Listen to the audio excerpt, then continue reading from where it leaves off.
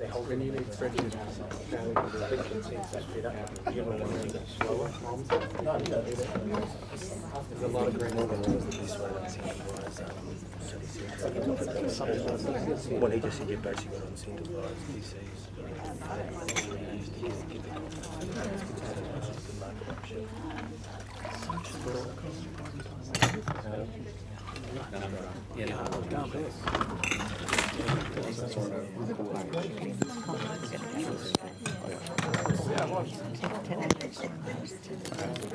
Oh, I must have this. It was on the corner. I read through all the material. All of it? Yeah.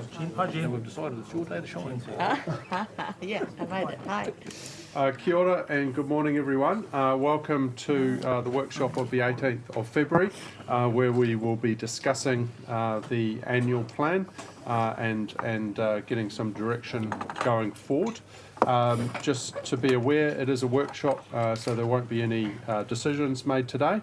And if everyone could please speak clearly into their microphones.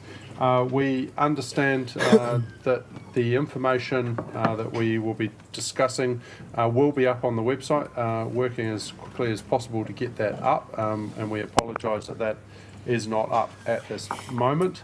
All this information only came through to us last night, and that is the reason for the delay. But that will be up shortly.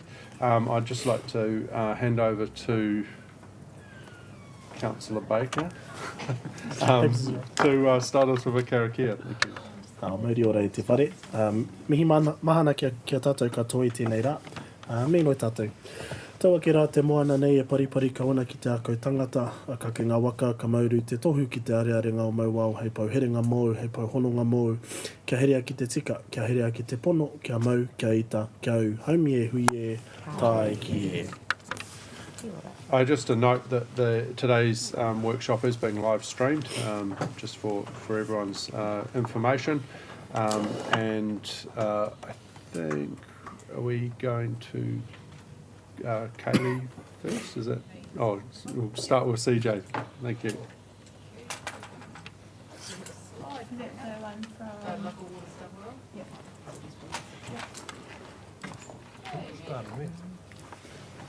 Okay, so the elected members made some decisions before Christmas around local waters done well about your preferred options. You decided that you wanted to go out in consultation on 3 options. One is status quo, an in-house service delivery model. The second one was a Tauranga City Council only CCO, so council controlled organisation. And the third one was a joint multiple council CCO, specifically working with Western Bay, but also the ability for other councils to join either at the commencement or over time. So those are the three models. So based on that direction, we've been working closely with Western Bay, but also engaging with other councils. We've been looking at what the legislation is requiring of us, so that there's getting some clarity over time as to what actually we need to consult on, and we're really just trying to make sure that we're just doing what is required. And the consultation is really going to focus on the differences between the options. The more detailed financial analysis and pathway forward will come under the Water Service Delivery Plan, which has to be lodged by the 3rd of September 2025. So we've just got to work through each step of the process, and it gets more detailed as we go through each step. So this first step is about the 3 options with the community. So if we go to the next slide, we just wanted to talk about how that's shaping up. So the team have worked together to identify what the overall objectives are of the community engagement. It's probably not the easiest thing for an average person in the street to understand what's going on here, so really just raising awareness of what the different models are that we're looking at. Clearly mana whenua have a particular interest in this water space, and so we're working to make sure that they are well up to speed with what's happening, connecting closely with the rangapu, and trying to gather from them what their views are and making sure that we can feed those back so you can take them into account. The preferred approach that you've resolved in December, we're looking to, through our engagement, communicate that with the community and then seek some feedback on that. We're also trying to find out what's important to the community, and as I said before, we're trying to understand those legislative requirements and make sure that we comply, but also that we don't get hooked up in future, so we've got enough flexibility as clarity emerges over time that we haven't boxed ourselves in a corner. So we're trying to think about that now, so that we don't have to do unnecessary steps later on over the next sort of 12 to 18 months. So we're trying to keep that runway in our minds as we work through. So do you want to pick this up from here? So Katie will pick this up from here. Kia ora koutou. So as you know, we've spoken about before, what we're trying to do during this next phase is to combine, where possible, those calls to action with the annual plan and local waters done well, so that we're combining efforts which would get us a bigger resource reach, so better bang for our buck, and also attracting a wider pool of people to hopefully give their views on those 2 meaty pieces of consultation coming up. In addition to the work that we'll be doing combined with the annual plan, so all of the events that you've seen and we'll talk to in more detail when we talk on the annual plan, we will also do some waters-specific communication and some waters-specific engagement, particularly with some of those key stakeholders and the high water users. And we will also, because of the complexity of this topic, be looking to do some additional comms where we're really explaining the preferred option, but also the overall context. We're in a phase at the moment, and I'll show you the 3 phases just shortly, but we're in what we call kind of a priming phase at the moment, where we're trying to explain more of the why to prepare people to when we do move into consultation on the 28th of March. So it's not kind of a complete surprise where this has come from.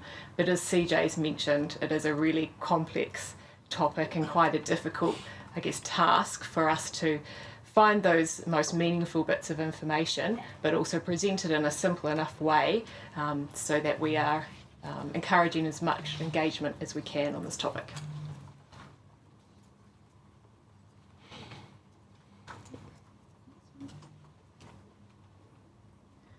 This is just a high-level view in terms of the next steps and the timeline. You'll see we've got the 3 categories there, so we're working closely to align with the annual plan, but also with Western Bay should they choose to join the consultation.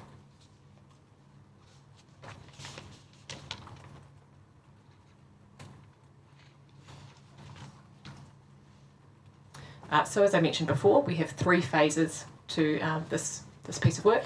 So the first one that we're in at the moment is the pre-consultation education phase. So we've got advertising out now where we're explaining the why, also starting that targeted stakeholder engagement, and raising awareness of the fact that we've got a big piece of consultation coming up. To the next.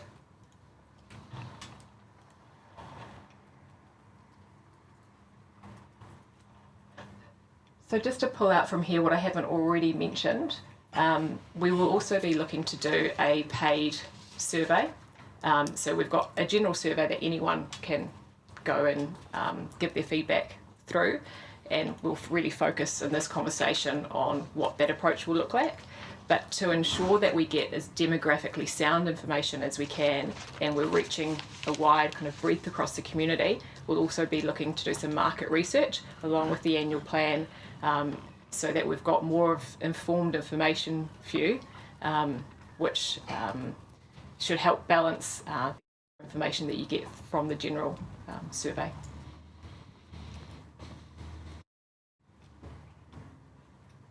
And then the last consultation phase is just all about closing that loop. So when we close consultation, decisions are made and it comes back to council, we'll be making sure that we go out to all of those people who took time to feed in their views on the future of running waters in Tauranga, to make sure that we're closing that loop, both with those key stakeholders, but also with all of the general community who will hopefully submit on this topic.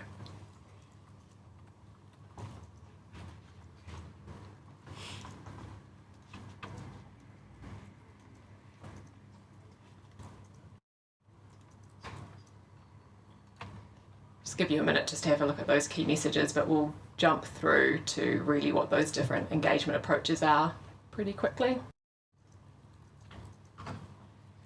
Okay, so when we are setting out the survey that will go out, there will be obviously all the context that we can provide, so people have as much information as possible without overloading them and putting them off filling out the survey by overwhelming them with too much information. So I guess it's a careful balance to ensure that there's enough context, but also making it simple to encourage that feedback. So there were some things that we're going to be wanting to really highlight in the communication, especially in light, I guess, of lessons learnt probably from 3 Waters, that some of the things that will not change, irrespective of what model is opted for, making sure that we're highlighting the safety and the accessibility of our water, the fact that we are a growing city and that any of these options need to cater for that growth, adapting to climate change and making sure we protect our environment. Similarly, we'll be setting out that some factors will change, again, irrespective of any model. One of the ones there to highlight would be that there will be an increase, but that would happen in terms of costs no matter what model we go for, just in terms of the direction and the infrastructure that's needed to maintain a high level of water standards for Tauranga.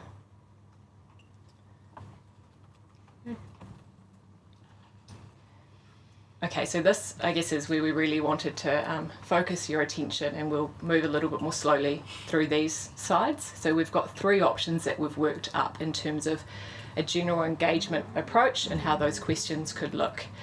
You could have a combination of potentially 2 or 3 of these options, or just go with one, as long as that option is legally compliant. So we've set out the pros and cons for each of these options. This first one complies with the legislation and is very specific. So we are asking people specifically to rank our preferred option, but also the other options, and also some open-ended questions about what they may like or what they don't like about those options. So you're getting a level of feedback which is quite open, but I guess the only downside on that is when it's open text, it can be more difficult to analyse. You could also end up in a situation with the ranking where you are stacked, I guess, if there is a highly motivated part of the community wanting to feedback, you may end up with a very kind of strong view there, which could not necessarily be aligned with what council generally wants to do. There is also the option of taking off the ranking and just having the open-ended questions there. Did you want to ask anything as we go at this point? I think do all three. Do all three? Come back so that the councillors can see the picture.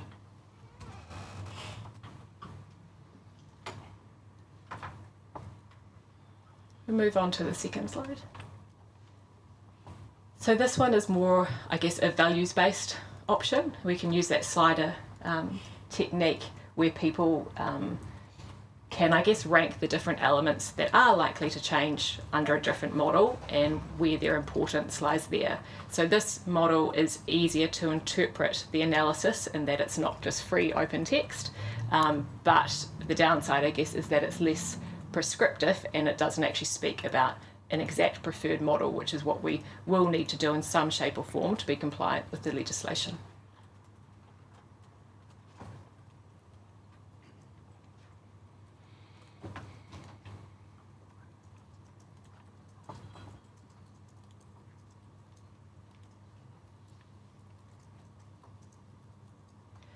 And then lastly, option number 3, where we're setting out again that our preferred option is a joint CCO, and then open text. So not asking, I guess, as much of a polarising question about whether people like or dislike that, but just what their thoughts are on it. So those are the 3 options. Any comments, questions, views at this point?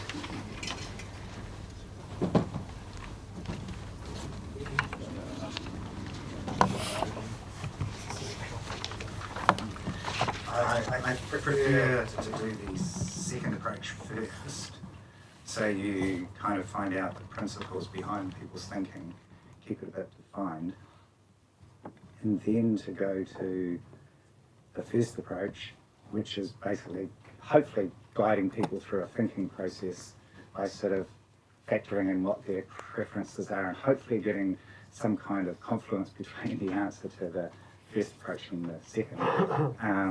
But if not, at least they've had the chance to think about those key points when they rank them, and if they've then given a completely contrary decision, that's on us to sort of figure out what they're trying to say or not.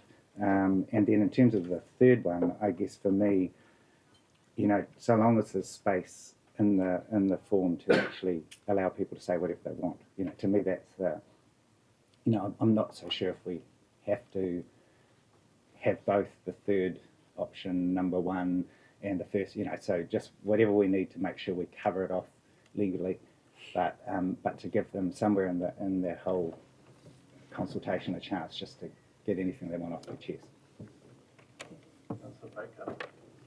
Kia ora. Thank you for the presentation. Just as a matter of principle, I think it would be really good to not use acronyms, because perhaps people might not even understand the influence of a CCO and what that actually means. So upfront somewhere explaining what a CCO is and just avoid using acronyms if we can. Yep. Similar to Glenn, I quite like option 2 because it's quite measurable, and perhaps if the technology can allow it, once people do the value-based decision making, the system can then generate based on those values what option best aligns to that, and then give them the opportunity to confirm is this actually what it is, and then probably additional open text. Something like that I think would be quite helpful. I think that the idea would be amazing.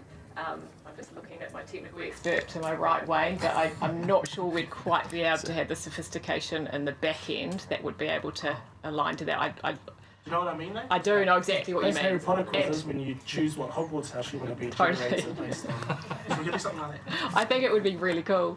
I just don't think that we're going to be able to get the tech aligned to make it work, unfortunately. But we'll keep that idea maybe for a future piece of consultation. Councillor Taylor.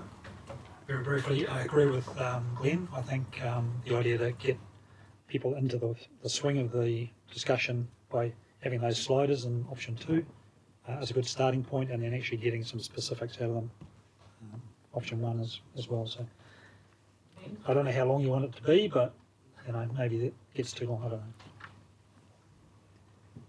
Yeah, I think overall I agree with that, and I definitely think we need some open questions, and I think the alcohol bylaws was a real education for me, that people didn't support it, and then you hear the reason they didn't, and it didn't actually align with what the bylaw was, so they didn't actually understand the bylaw in the first place. So what they didn't support was actually not happening anyway. So I think that is really key. So we understand that.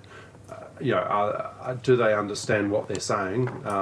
Because that is really important. That their reasoning is actually correct, and if it is, then that's that's our way, I guess, of filtering that feedback. I think having the two approaches is good, because again we get to measure are their priorities in line with their with what they're selecting, because it is a complex issue, and I think it's I think if you just go that option 1 or even option 2, it doesn't necessarily give us the quality of feedback that we need. Councillor Schooler. Thank you, and good presentation. I also think we should have understand a little bit more and give a little bit more education by approach 2, and I just would. Are we going to later have an ability to change what the questions say? Because I'm not feeling that they are quite making the people feel as if this is about them. We're using the words resident and we, but then local council, so I think on access to finance and debt capacity, I think we have to say ability to borrow more. Let's not hide. That's a big benefit. Let's not try to hide the words, because that's what we think is a good thing. We do need it.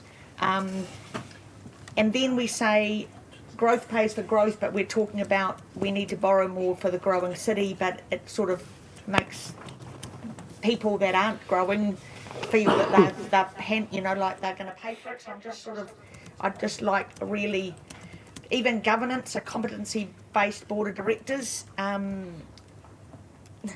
remunerated. Should we make sure we say that? We're getting independent, remunerated people to be, we're getting more people in. People have to know that we're adding to the governance and therefore the number of people that are managing our city. And on B, what are we going to do about the response? Because I think there's no point ever asking a question if you don't know what you're going to do with the responses. Aren't we required to have cultural input?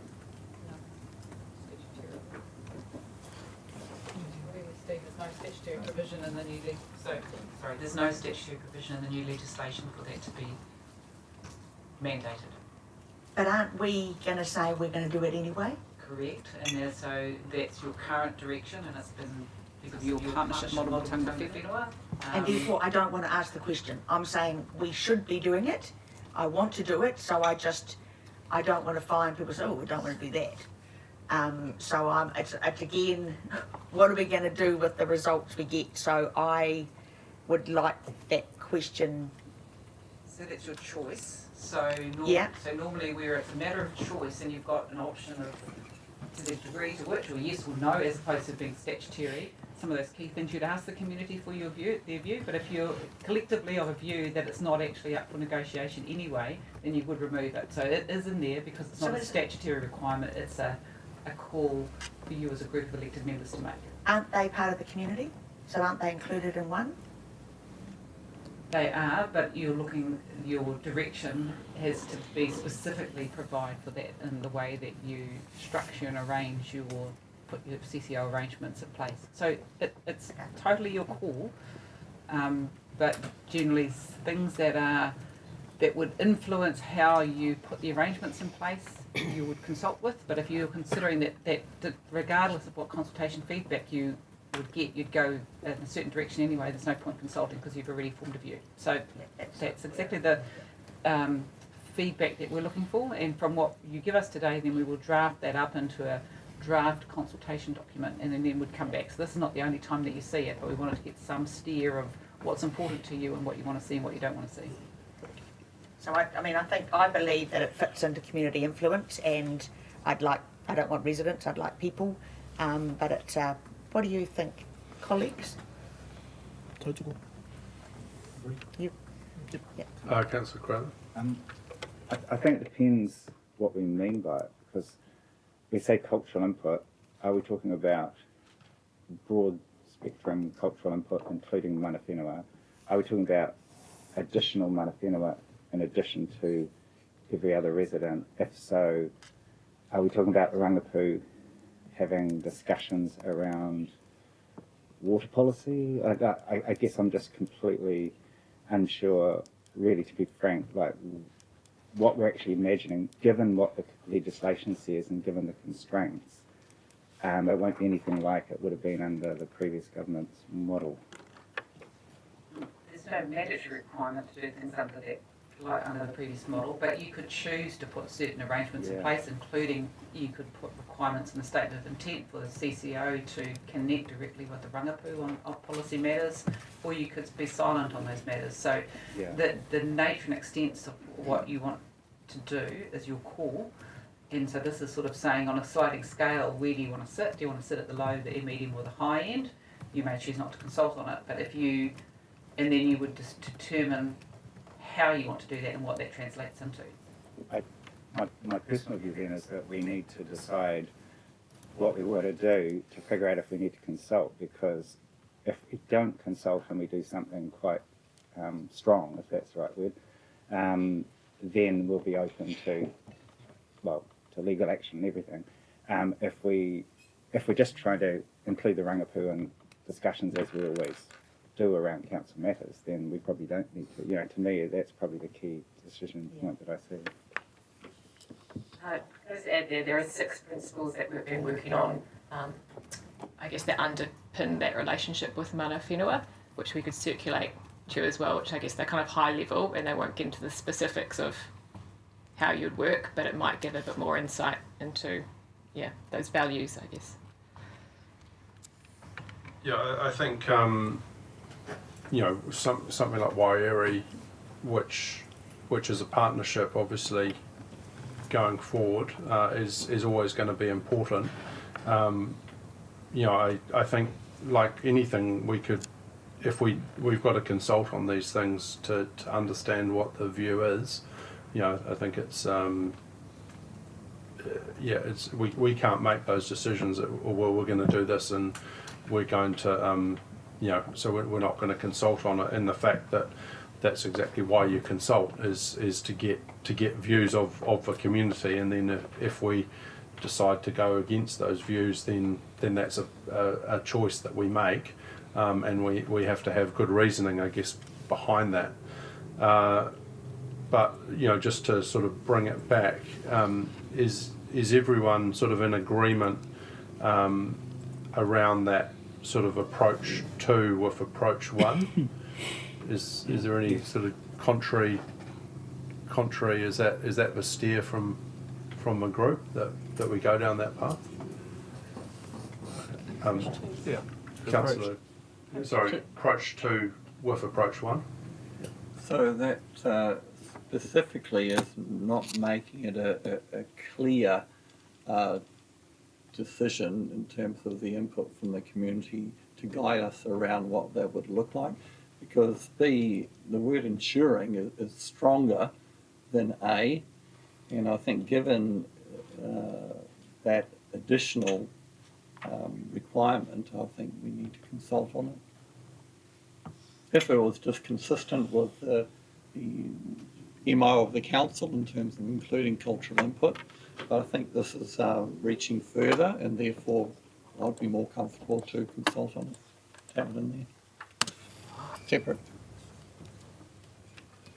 You could use the word provide for, which is currently rather than ensure. That, Yeah. you know, Provide for. You might be saying you feel more comfortable hearing.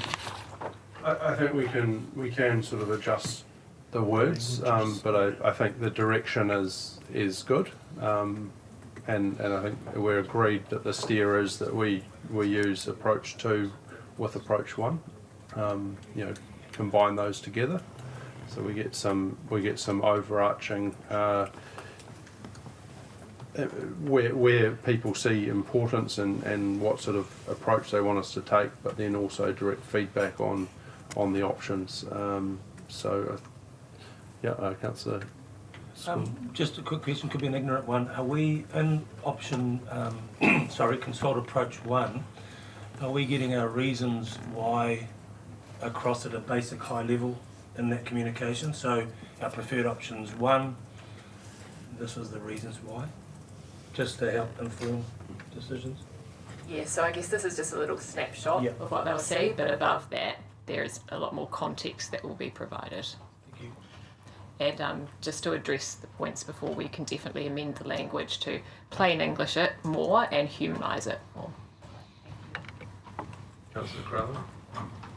You might well have covered this off in the other wording that you're talking about, but I think what would be helpful from my perspective is to be really clear on why the costs are going to increase, because I'm pretty sure as councillors we'll be out there trying to discuss the merits of each option, and we'll spend most of our time trying to explain why costs have to go up, because they'll say, no, we don't want the costs to go up at all.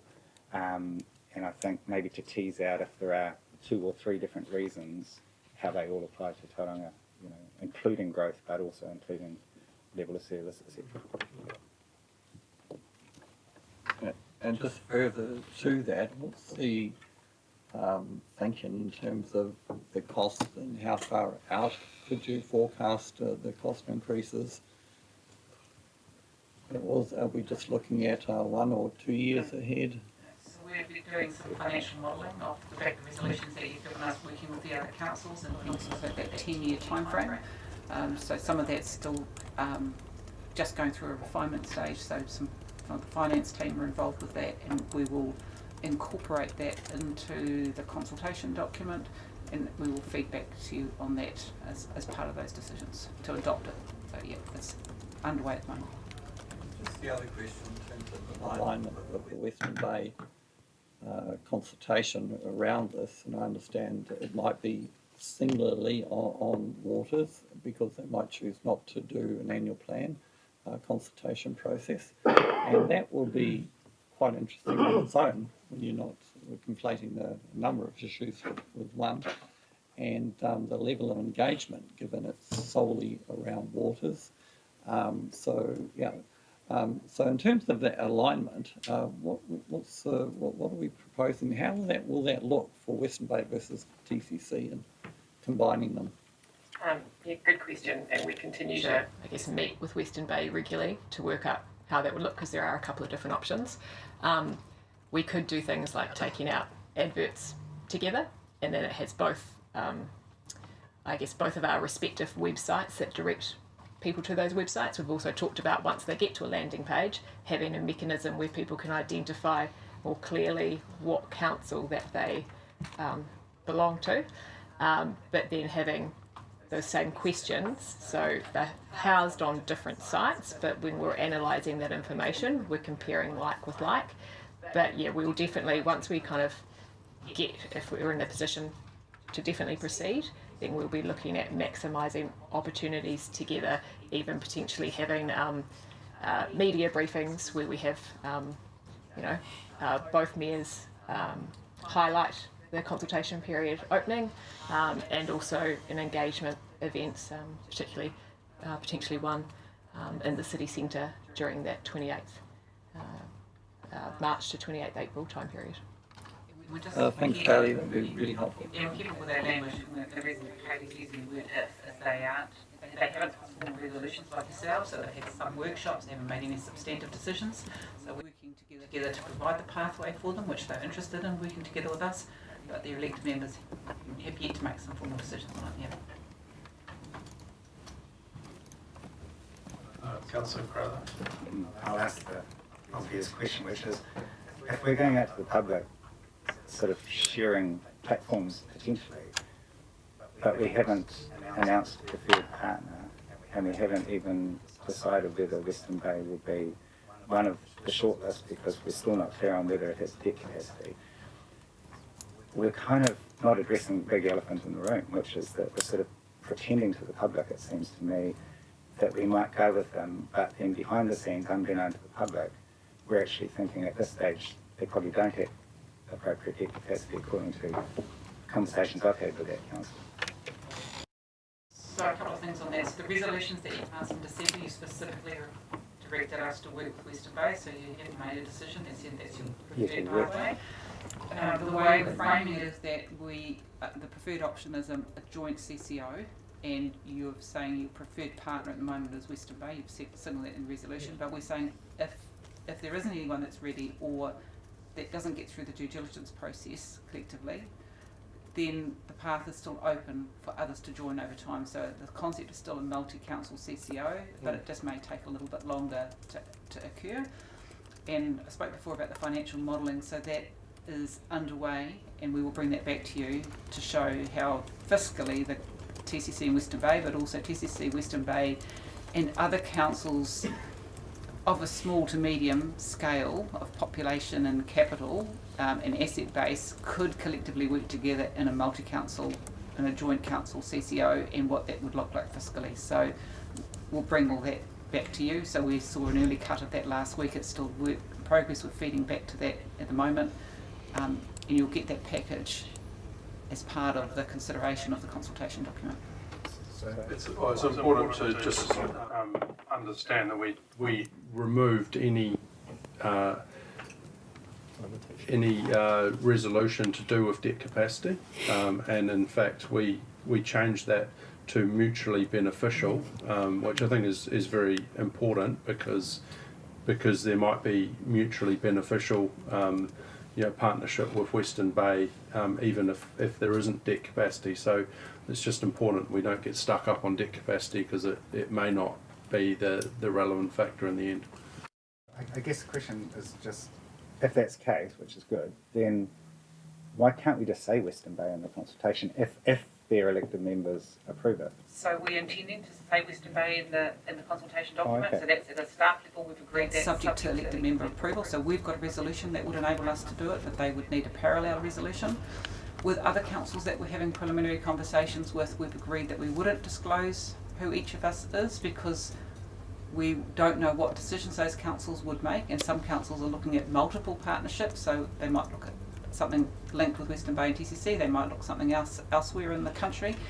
So we're just going to describe those as councils or with an asset base of this sort of broad range of scale or population of this range, and then if you bring a number of those together, here's collectively what that would look like. So because we go back to our principle is a multi-council CCO, a number of councils working together, whether it's council X or Y, in some ways doesn't really matter, as long as it's mutually beneficial and passes through the check gates. So that's sort of where we're at the staff level, but it is very much subject to the resolutions of respective councils, and we have to respect that. It has to happen, and they have to be comfortable with what we're going to put out. Again, just to confirm that, the reason that we aren't saying, this is our only option is because if we were to consult and get approval that we had to work with Western Bay and then we couldn't come to an agreement, then we have an issue. So that's the reason there's some openness. But I think we've made it very clear, our preferred partner, and we will do all we can to come together with Western Bay, but if it's not mutually beneficial for us both, then we have to, we can't put ourselves in a box and have to be open to other options. So. And the other question, of course, is 2 or 3 waters. So we'd put in that motion that passed that we wanted both options to be consulted. So will that be in the discussion? Yes, so that's the direction you've given, and we need to do some more work on that. It doesn't make a huge difference in some ways from a community perspective. They might have different views. Yes, so we are working through that. Kaylee, just thinking of public perceptions around CCOs and what sort of happened in Auckland and that. Have we got a handle on that term and perhaps any potential to have a negative perception in the public eye? And if so, could we sort of emphasise the fact that council has a number of CCOs, particularly BBL, and the success of, we do operate and function quite well compared to elsewhere where in the news media they've sort of cast a negative light on it. So just thinking, give that some thought, and perhaps in terms of the language, could they add a little bit to, for the public to understand and feel a bit more confident about the CCO term. Absolutely. Really good point, Councillor Carrick. It's something we've started developing we've got an FAQ kind of section, I guess, for this piece of work. And so explaining exactly what a CCO is and the reasons why council set up CCOs. Because, when you get into this kind of room, we all know what they are, but you're entirely right. Most of the community don't, and there could be a lot of misconceptions. So we are working on that explainer why. Thank you for flagging it.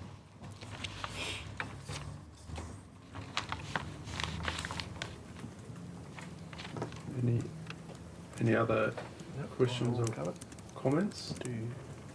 All right, I think hopefully that gives. Oh, Sorry. Yeah. Just keen to hear, considering you guys are the expert in this mahi on this stuff, but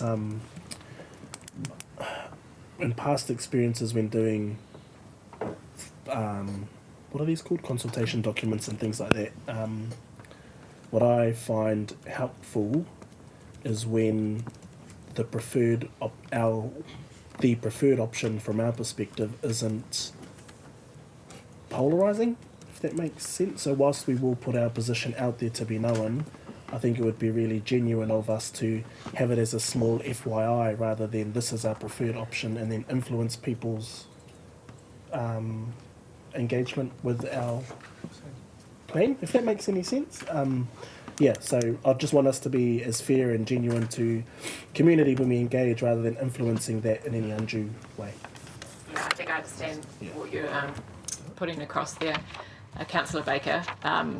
We do need to be clear that it's a preferred option, but I think in the language we use, we can make it clear that it's not a predetermined decision, and it's about that we're genuinely wanting to hear the feedback from the community before a decision is made, so we can make sure that the language we use is conveying what you're saying. Sorry, can we just have a confirmation that's the legislation requires us to have that preferred? Correct. Yeah, that's correct. It's not as clear cut as the Local Government Act, so the Local Government's very specific, and we've been having some conversations about DIA. I think what they're saying to us is we would prefer and we would recommend that you're really clear on your preferred option, but the wording of the legislation, I'm looking at Steve because Stephen's been working with DIA on this point, they would be concerned if we didn't, but it's not specifically as explicit requirement legislatively. So it's a bit of a blurry space. But our recommendation as staff is that you are really clear on your preferred option, because I think then the community can feedback on that. Yeah. But it's about how we frame that. Thank you.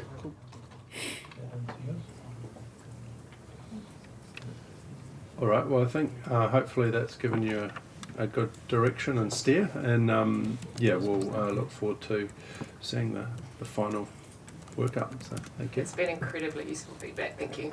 Cool.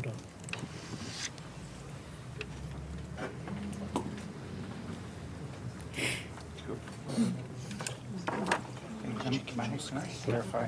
Yeah. I guess I'm just looking at that motion that says approves the council publicly consults on the current delivery model and the preferred option being a jointly owned, mutually beneficial 2-water or 3-water CCO involving TCC and, quote, other councils. So I guess that was my concern. Just to be very clear, the concern is that the motion itself doesn't say we'll consult with Western Bay. So if we can report back on when you hit that threshold. Looking through the... Yeah. Through the resolutions, there's a No, fair but there's nothing below it. I'm saying there's mention of it above it, but not in the actual nitty-gritty, what we publicly consult. I think there's amendments made to it. Further resolution. Oh, I've got the minutes open There's on a that. subsequent resolution that talks about working with Western Bay. And so we're going to bring all of that back to you, but you've given us a really clear steer in those subsequent resolutions. Might have a different. Yeah, there's a, I think G and H. There's I a, might have a different version. Yeah. I'll see if I can drag them up and send them to you, but definitely we're subsequent resolutions. Yeah. All right, thank you. Sorry, I'm just staying up here for the next item. Oh, right, That's yeah. why you've got a Cool. Like, go on. But I think we're ready for that. You're right. So now we on to annual plan, is that? So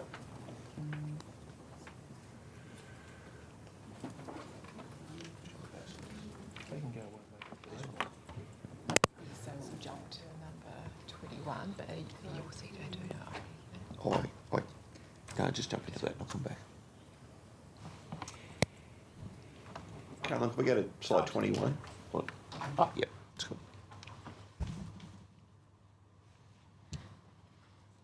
Thank you. So me again. My colleagues are going to go through the substantive part of this discussion, but just to make things feel a little better while we're in the comms and engagement space, we'll jump through to the approach that we're using for the annual plan. So you'll recall that I showed the draft look and feel earlier. But this will just give you a bit of a taste, I guess, of the breadth and approach we're using. So I guess we're taking an approach of leaving no stone unturned, being this your first real opportunity for formal consultation on these two topics. We're wanting to advertise them as wide, get as great a breadth as we possibly can. In the paper that went to the CET committee on the 18th of November, we had an option there in terms of, I guess, how big and how much we were wanting to spend on making sure we promote these consultation opportunities.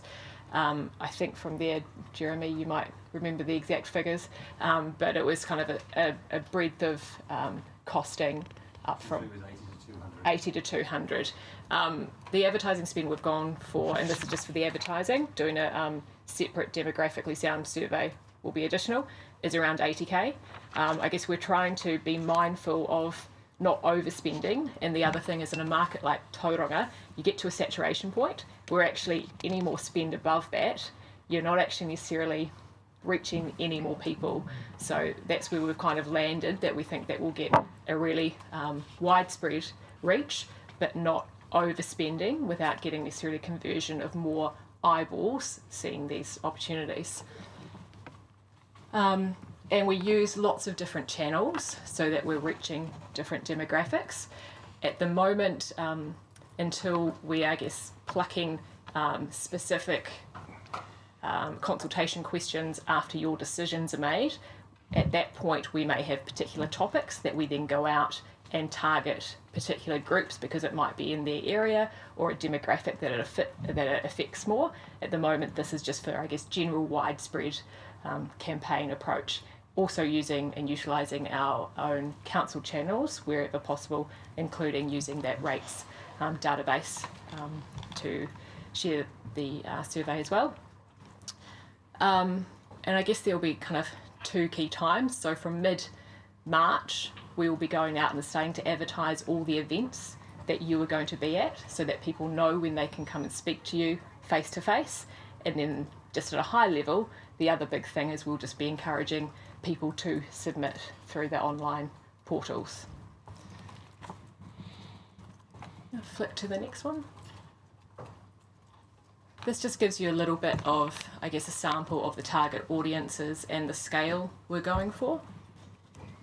This is what the media booking agency tell us that we can expect from that level of investment.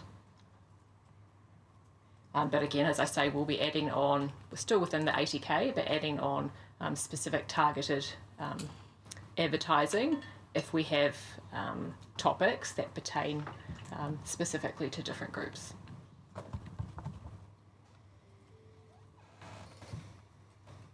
Do you want to go to the next slide, Caroline?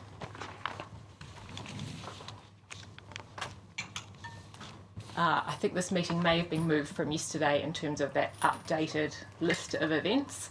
So we'll make sure that we get those out to you again and just try and, I guess, want to consolidate that as quickly as we can so that we've got all the information to start getting that ready for print advertising. That's not to mean that obviously you can't go out and be having extra events. These are just the ones that we will be advertising for the general public. There may be particular stakeholder groups that you want to engage on in addition to that, but these are the ones that we'll include for the advertising purposes. And also Councillor Baker looking at the schools option as well and still working through that. I'd like to invite my colleague now, Wayne. We're just going to pause on this slide deck because what we want to show you is we've been working up different options after the last workshop we had on the tools for that priorities question. So we discussed we're going to have specific questions on the annual plan that look at the budget for the next 12 months, but also what are council's priorities in the longer term. So what Wayne will come up and show you, he's our insights lead, aka Mr. Survey. But he will be able to take you through, I think we've got five or six different options, which should help highlight where the priorities lie for the community. Can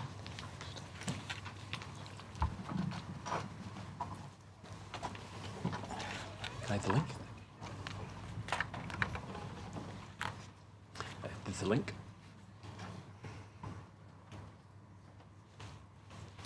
Okay. This is the. Yeah, it's on. So each of these is building our preferred survey platform. It's called Qualtrics. We use it for all our consultations, all surveys that we run within council. So what I've done is try to set up different question formats that would respond to each of the different types of questions you might want to ask. So first one up is just a very simple choice question. Okay, so you can, none of these are just scenarios. None of them. Don't worry about the words in them. So basically a respondent or a resident doing the survey would just select one option. Okay. So that goes to almost like the local water's done well option now. 1, 2 or 3, which one do you choose?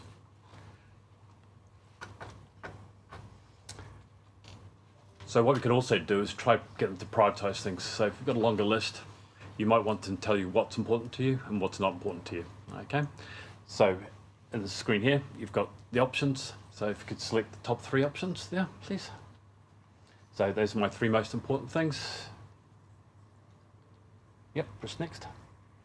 So removes those options. Now resident tells you what the last 3 things they deprioritise, the things they don't want. Okay, gives you that option to say these are the important things and these are not the important things. Quite simply, really quick. Okay, press next. I think least should be an uppercase, just to emphasise. If you do want to find out all those 9 options, how they actually relatively fall in, you can get them to rank everything. But you can see you've got 9 things to rank there. You would have to go through and literally type a number in beside each single one of those, and makes for a much longer process and slightly more complicated. Okay, you can press next. What you can do, hopefully, is a drag and drop, and you actually allow people to drag the screens up and drag them back down. It's brilliant on a computer. It's not so good on mobile. We have to remember that 50% of these will be on mobile phones. Okay, so we can develop a way to possibly work around that, but that's just a proviso we just need to think about. Okay, all these things need to be fully accessible, mobile. Okay, if you press next, then we start talking about sliders and funding. So as an example, if you wanted to basically decide how important something was, so going to that local water's done well option again. So is debt security or whatever. So you can drag back and forth along the screen and actually set the percentage you want. Okay, so next one. So that's at top level, and then you can start breaking down to smaller areas. So it's just, again, doing these consultations is a storytelling process. It goes on with the comms. This is a communications tool. Okay, so we have to communicate as well as we can, and step people through these processes. So you keep going down to a next level, So just press the next. So again, get down to a bit more detail, etc. Okay. So press the next button again. Then there's a budgeting tool. Okay, again, this is just numbers pulled out. But what you can do is allow people to actually allocate different values into where each spend. So if there was $400 to spend, how would they spend their $400 against each of those? Okay. Great thing about this is they have to put 400 in. The issue with this one is you have to be very good at maths, because if you basically try to go over, so there is another variant to it. So if you can press the next button, please. Again, it allows you to slide again, but again, think about mobile usage, but you can, in this one, much easier because it tells you basically you've gone over and drag back. Okay. And press next. So those are the kind of variants we've got. There are others, but it will all depend on what question specifically you want. Is it a single choice question? Do you want to do a budgeting tool, or do you want to prioritise things? Yeah, sorry, I appreciate that was probably a lot of information to take through very quickly. Keen to hear your thoughts, initial thoughts on those. We probably would want to use a couple of tools, but not too many, especially taking into account that there'll be specific annual plan questions and then local waters done well. So I guess it's which tools initially might register with you the most that we think will give you the most meaningful information, but probably limit to a couple. Councillor Taylor. The one with the budget, to me, is a good learning exercise for the public. So whether you started with something like that, probably gives them an appreciation for the issues we're dealing with and how we have to balance everything. Everything probably seems clear cut for them. So I think that'd be a good starting point just to set the scene and maybe get their minds thinking in the right direction. And then reducing debt. Is that a legitimate question, or is that going to be on every? Yeah, I guess we took that one from learnings from the Memorial Park survey that could be a genuine option that you'd be interested. Your rates will go up if this happens. Even though we're reducing debt, they'll have to pay more rates. Sorry, just an aside on that one. Councillor Roseman. Yeah, having had some experience with surveys in the education sector, personal experience suggests you got too much on one page, a lot of your public will turn off. So probably from my personal experience, no more than 4 questions per page. You can structure those to lead into dictate what appears on the next page based on how they rank those questions. You can lead people to focus what they really want to get to, but keep the questions very small and make it easier for the phone as well. Especially with the sliding one, if you just keep it brief. Yeah. Especially if you want to engage with the under 35s. I think personally from a ranking perspective, I like that choose your top 3, bottom 3, rather than rank 1 to 9 or I do like those lists of, but I think you get more meaningful, these are our really high priorities, these are our really low priorities. So that was quite a good, I think, out of those kind of 3 options, that was probably my favoured. Councillor Morris. Thank you. I think the thing I want to avoid is survey participants' remorse. That's when you start on a survey and then you see, oh my God, it's actually 20 or 30 slides. It's going to take 15 minutes of my time. So I think that's something we need to be cognizant of. And the last thing, I didn't see any free text, and it's hard to analyse that information, although AI is quite helpful. Not perfect, but it's hard to analyse that information, but it does give people the opportunity to talk about what's important to them, which may or may not be as important or more important as the world as we see it. So I think free text is a great thing to have there too. For open text, what we usually create is what's called a frame, and it's the subject matters, and then we basically would put each of the comments against one of the the codes, and so we can bring that to you, so we can turn around and tell you that 50% of the open text was talking about X and another was 20% was Y, so we can do that. Yep. Yeah, it's not a council meeting, but yeah, keep more talking. Yeah, thank you. If I have a very specific example, let's say something that's important for residents of Papamoa is the coastal pathway, the coastal pathway. That may, I have mentioned that a few times. That might not fit into any of the categories which we have put, but a free text, anything else or any other matters you wish to raise, I think is a good place. And people can put in what's important to them that we may not be cognizant of. Yeah, so we can have a free text option in this survey. There'll also be in the, I guess, the more technical annual plan survey, that ability to. Just one thing to note, the two surveys won't link up.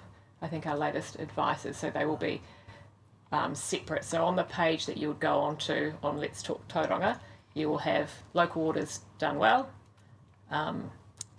annual plan, and then this priorities question. So kind of 3 separate boxes. In an ideal world, we would have everyone fill out all of those, but it might be that people select one, and that they aren't necessarily married up to those other answers. Will we collect like details of them? So we have names and contacts.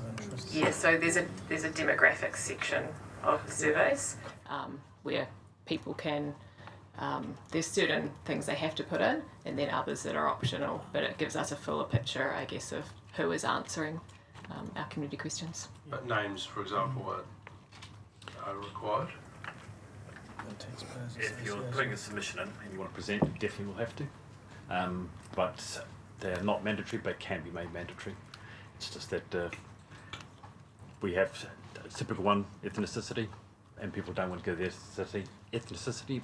They will just put something in, So it'll still be open for people. I think the main thing for me is who's doing it, because that's just having anonymous people. They could be from anywhere. So, and we probably want to know whether they are residents within our Tauranga district. So, Councillor Kura. I think at the same time it can be a deterrent if a survey respondent has to enter their name. So there's a balance there. If we want a more fuller participation, it's probably helpful not to have it as a requirement. But the risk is you could get a multiple, but then there's IP addresses. So there's ways around that. But a great concept, I really like it. But in terms of Councillor Morris's point around getting halfway through a survey, and I've done it myself and think, it's just too much hard work and just bail out. So perhaps in there you could look nearly finished, 2 more, or at the start indicate how long it would take, or how many slides or questions there are, just around that. Yeah, it's actually a progress bar. We can put across the top. It's the only condition is that if we're presenting all the questions to all the people, it works. If we're not presenting to all the people, we could suddenly jump from 20 to 80. So, but yes, we can put a progress bar across the top. And if someone fails halfway through, what happens? It's gone. It's an incomplete. They can come back and continue it. So if they do want to go away for a cup of coffee and it turns off, you can come back and carry on. You just press the link again. Depending on how we deliver the survey, we can send reminders out. So if we're going out to the database and people do not complete, we can go back to them possibly and say, do you want to carry on? Yeah, exactly. That's the thing. But they can always go back to it and continue. Yeah. I think, just on that point, I think if someone's not prepared to put their name to feedback, then I fairly well will ignore if I get an anonymous message, I'll ignore it if I don't know who I'm talking to. So, I think if you're going to submit and you want your views heard, I just think it's sensible that you're prepared to put your name to it like you would for any other submission. Otherwise it's, we don't know who dealing with or talking to. I just don't think it's useful information. You know, it's not in this case. It's not a. I don't think it's you know, like private feedback or anything. It's we're trying to get, you know, from our people that live in the city, their ideas and their feedback, and I think they should be prepared to put their name to it if they, you know, if they want to be heard by us. So my personal view. Yeah, Councillor Crowther. When they finish one of the surveys, does it go to a landing page like that, or can you put it to a landing page that has, you know, now, you know, choose one of the other surveys to complete, however you want to word it? Yeah, we can redirect it to where we want. So we can go back to the consultation page.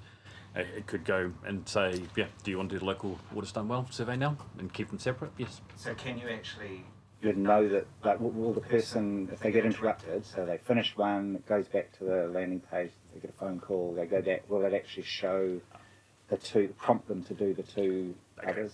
So, like, you mean separate questions or separate surveys? So these are all, if you stop doing the survey at any stage, or like I said, go for a cup of coffee or you have to go away, you can always come back and then continue from exactly where you left off in that survey. It's only once you get to the very last question you push submit or completed that we actually get the responses through. So I was meaning, if they do the first survey, get interrupted, and then they might kind of forget, like, will it just disappear after a minute, or will it, if you go back to that page, will it say, you've completed this survey, you've still got to take these other two? I mean, to me, that's where we need to be, where, because some people probably just, you know, they do a survey and they're probably not even necessarily aware that there might be three totally separate topics. They might just glance at it. Is that pretty foolproof in terms of what's conveyed? So I think what we can do is to have at the end of the survey, hey, please, you know, try and complete the trifecta, not in those words. But I don't think you would have the tick once you go out of that first survey. It's not like kind of e-learning, I guess, which shows your progress that you've done all of them, because they are standalone. But I think what we could do is nudge people to... Yeah, that's one. Yeah. Sorry, that's one. Yeah. I couldn't pick up nudge. So if you had, like this one, I was just thinking, you've done your annual plan, it says thank you for submitting, could you then have the links to, would you like to do water's done well, and, you know, yeah, I think that would be really sensible. So whatever the other two are, yeah. Councillor Kura. Hey. Sorry. Councillor Baker. Thanks, Rick. I too liked the budgeting idea and the your preferred option as well. Like, can we hybrid in some way? Because I'm thinking back to we brought it up the last week we had around the $100 of your rates looks like this in a cool, easy to understand pie.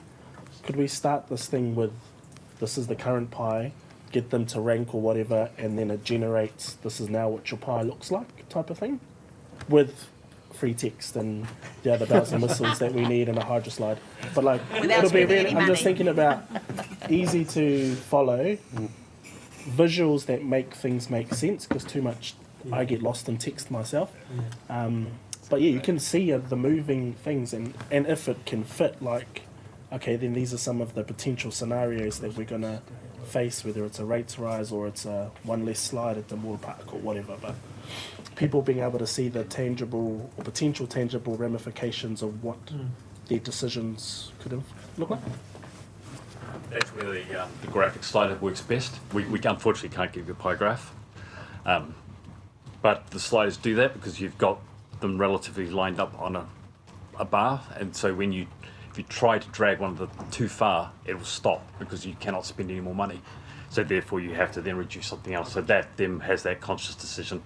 I now have to trade off spend. Yeah. Yeah. So It'd that be awesome if that's the path we go down then for the display, and if it's practical, to have what our actual bar looks like as council now, so people can measure that in the same way. Just as So when you come into the question, you can actually set the defaults. So we can have, if it was $100 and we spent $50 on something, we can actually start the bar at 50, and all the rest would be in their relative positions as well. Okay. Yeah, I think that's a really good idea. So we start with where the council funding is allocated at the moment, and then they can. But I really like that if if they want to increase something, they've got to decrease something else, because that sort of plays into that balancing act. So, yeah, Councillor Schuler. See, I'm just over in your periphery here. Just one thing, I sort of support the concept of the names. We're after transparency, and people that are care and concerned are going to spend the time. They should be happy to put their name to what they're saying. I also wonder whether affiliations is worthwhile. I mean, the most reputable and largest and biggest organisation, the Pub Mile Ratepars Association. I don't know whether those things help in terms of people's influence or their bias or whatever, but whether the affiliations to organisations, whatever is worthwhile, would help us. I don't know.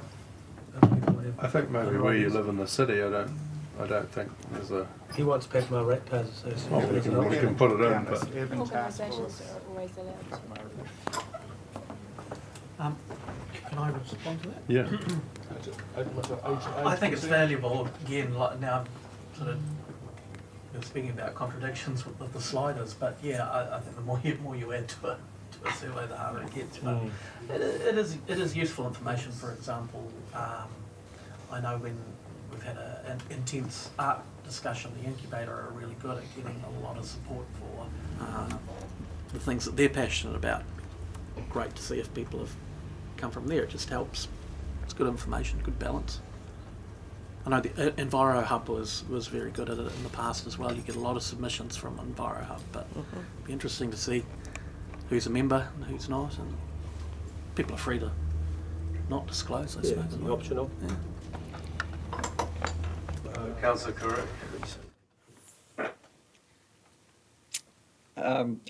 Sorry. Around the survey and it being a submission, and I've heard that term, just to clarify, so they are actually submissions in that technical, no, it's just feedback. Okay. It's interesting because of the weighting, potentially when we're talking about whether people disclose their name or not, could we have an option at the end where you can have a choice saying this is only for feedback and not require a name, or if you would like this to be a formally received as submission to the annual plan where you put your name and email address, and that would create a good database or helpful. Or is there a requirement in the Act that like a survey can't be taken into account within an annual plan process? Colleagues, correct me if you have a different understanding. I guess you've got the formal kind of submission process which you take into account. These wouldn't be called submissions, but it doesn't mean that they're, I guess, any less meaningful into helping you make decisions. It's just, I guess, for this plan, they're not pertaining to the next 12 months. But absolutely, like the reason for doing it is to help inform your decisions. So whether it's a marble on in a box or this, it's my understanding is that can all help your decision making, whether it's called a formal submission or not. And so where I'm sort of coming to is potentially if we don't want to have a deterrent in place where you have to fill out your name, and I'm thinking of surveys that I've done where at the end you have an option. Would you like to leave your name and email address, and it would be then you'll be kept informed or whatever. If we can perhaps do that where you have an option that you just submit without entering your name, or if you can say, well, your submission or thoughts will have far more weight, will carry more weight with the decision makers if you put your name, and therefore those of us who aren't interested in receiving anonymous can just not refer to it at all, but you separate anonymous versus more formal. And just, is that possible first before thinking about that? Probably advise against say you'd get more weight if you put your name or not. In terms of putting your name to sign up to be on the database to keep informed, absolutely. And we do that on all of our surveys, invite people to register, and it's a great way to expand that network. Jeremy, did you have?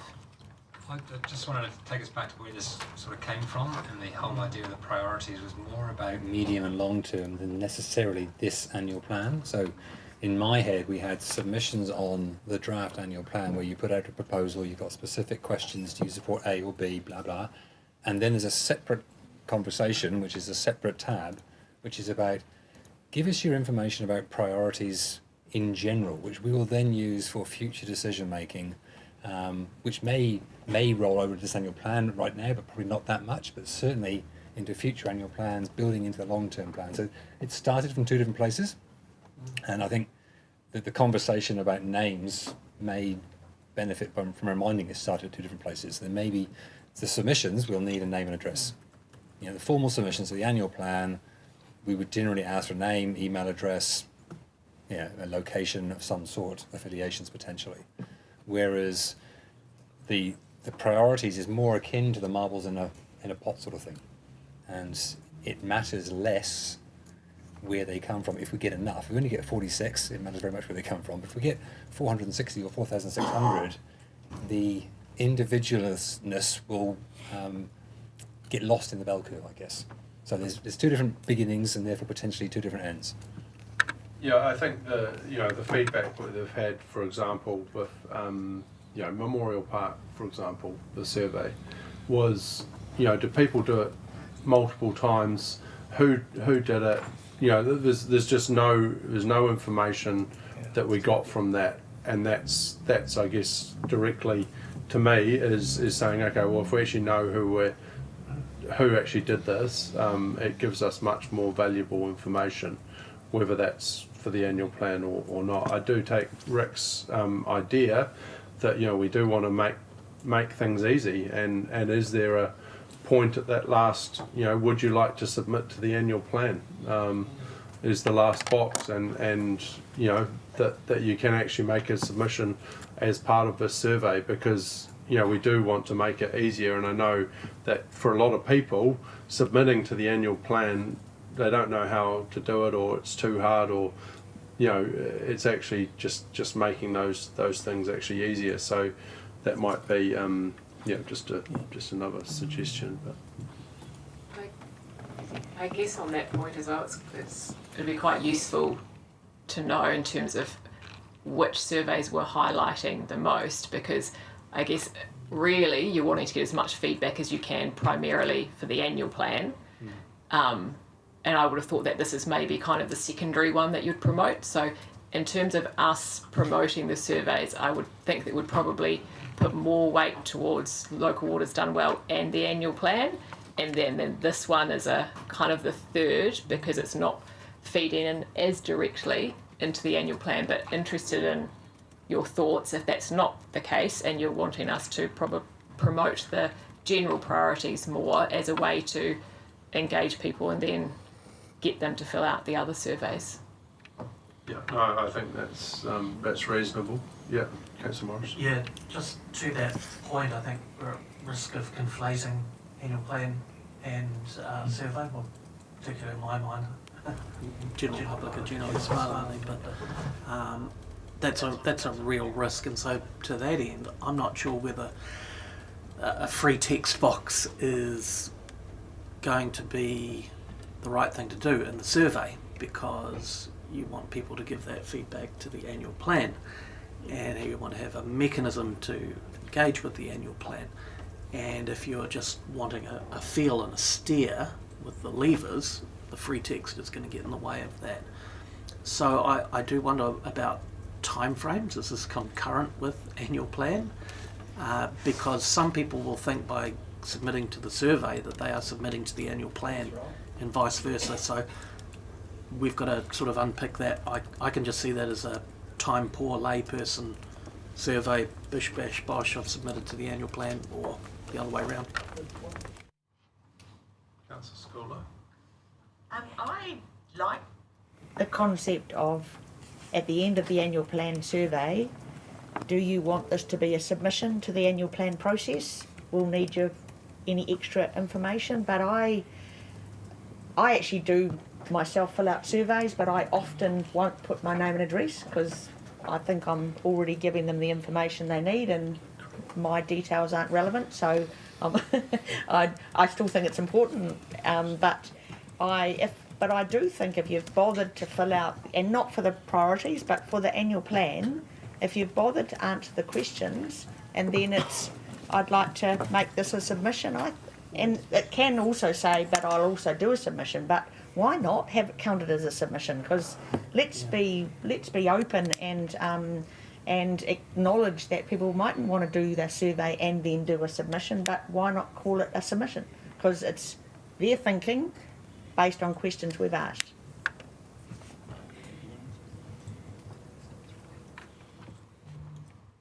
Yeah, I guess it's just to the point that the formal submission process will look at that budget over the next 12 months. What we're asking people through the priorities doesn't necessarily relate to the budget for the next 12 months. Slightly different. That's the annual plan survey. Yeah.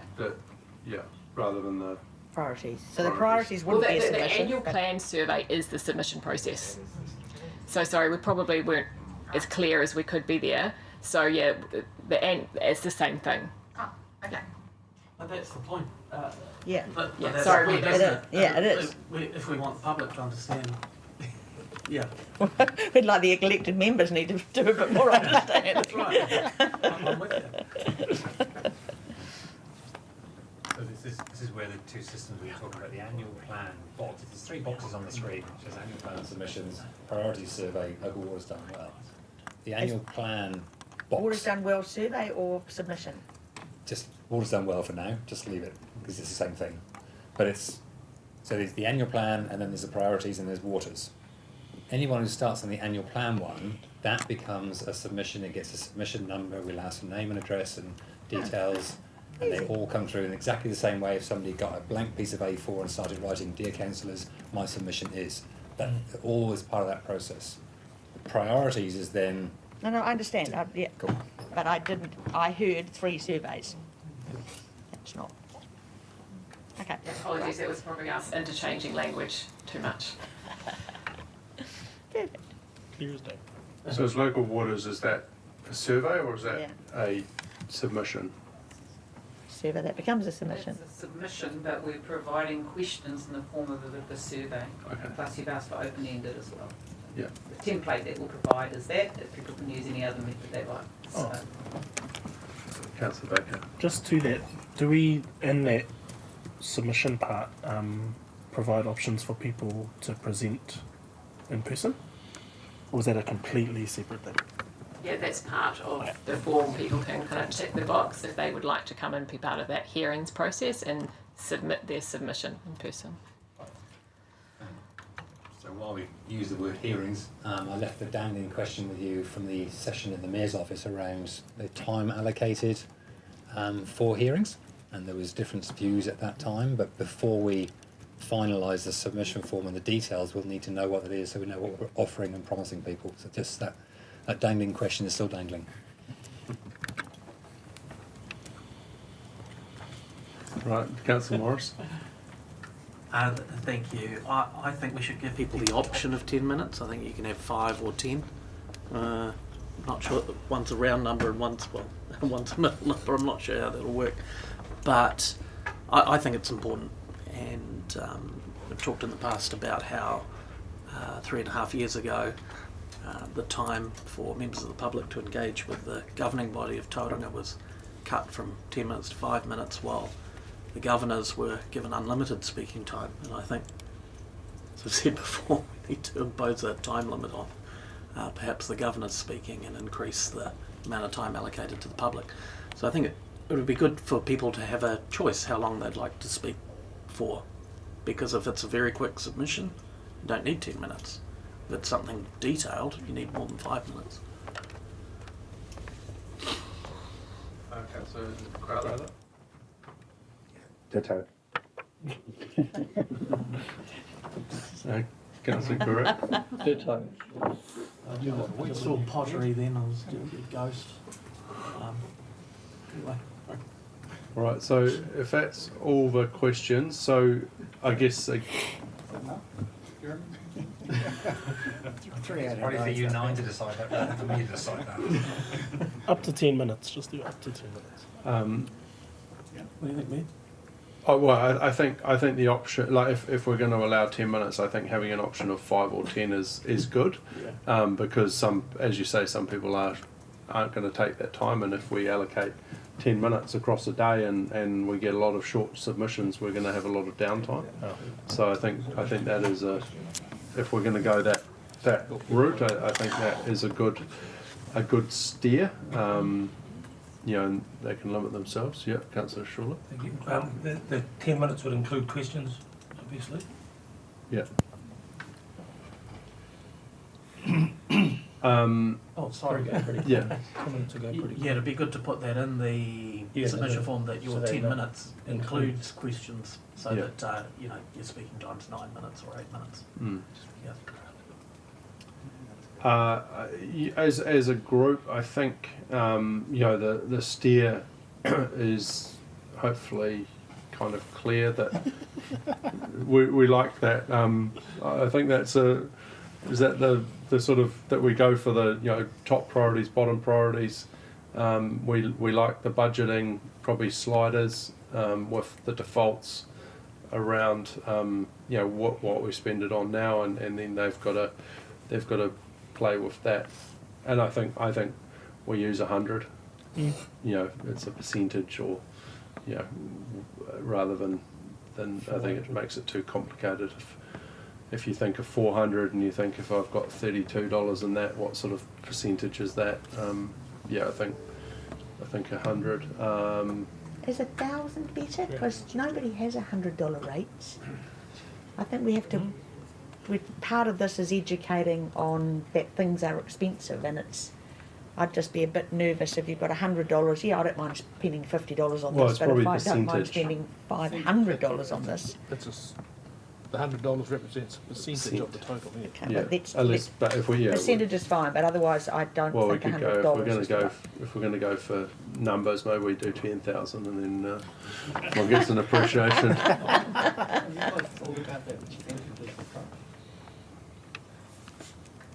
Yeah, we have discussed it. You can't actually put, so on the survey system, you can't actually put a percentage on those numbers across the top, which is quite annoying. I asked them why. But you could then just put 100, you can say it's a percentage, or you can say it's $100, either way. We can do $1,000. That hurts more, right? Yeah, I'm trying to think what else am I missing? Your Anything? worship, can I just do a quick recap? Yeah, certainly. Yeah, that'll be. What our understanding is. Yeah. That might help. So potentially the first question would be the budget slider, working around a round number of 100, and we'd explain whether that's percentage or dollars. And then the second one for the priorities for the top 3 and bottom 3. And then I guess the last question is just whether you want anything in there about the,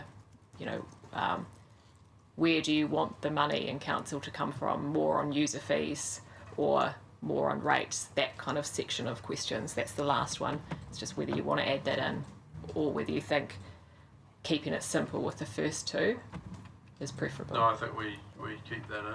I think that's so if we aim to have 3 questions, then that kind of covers off those. Yep. Councillor Curry. And it will be helpful to ask the last question, given that we're looking at, my understanding is doing a comprehensive youth fair review next annual plan, and so it will give us a good steer for that. We can certainly add in that narrative. I think that's a good summary and hopefully a good steer for you. We'll obviously make some decisions later on in March. Yeah, thank you. That's very helpful again, and we'll work up those set of questions now for when we next see you. Thank you.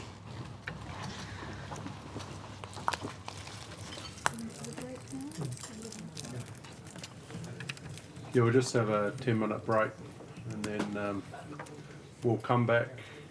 Is that Paul, were you taking charge when we come back? All right, that's what we like. All right, we'll come back at 11:10. Thank you.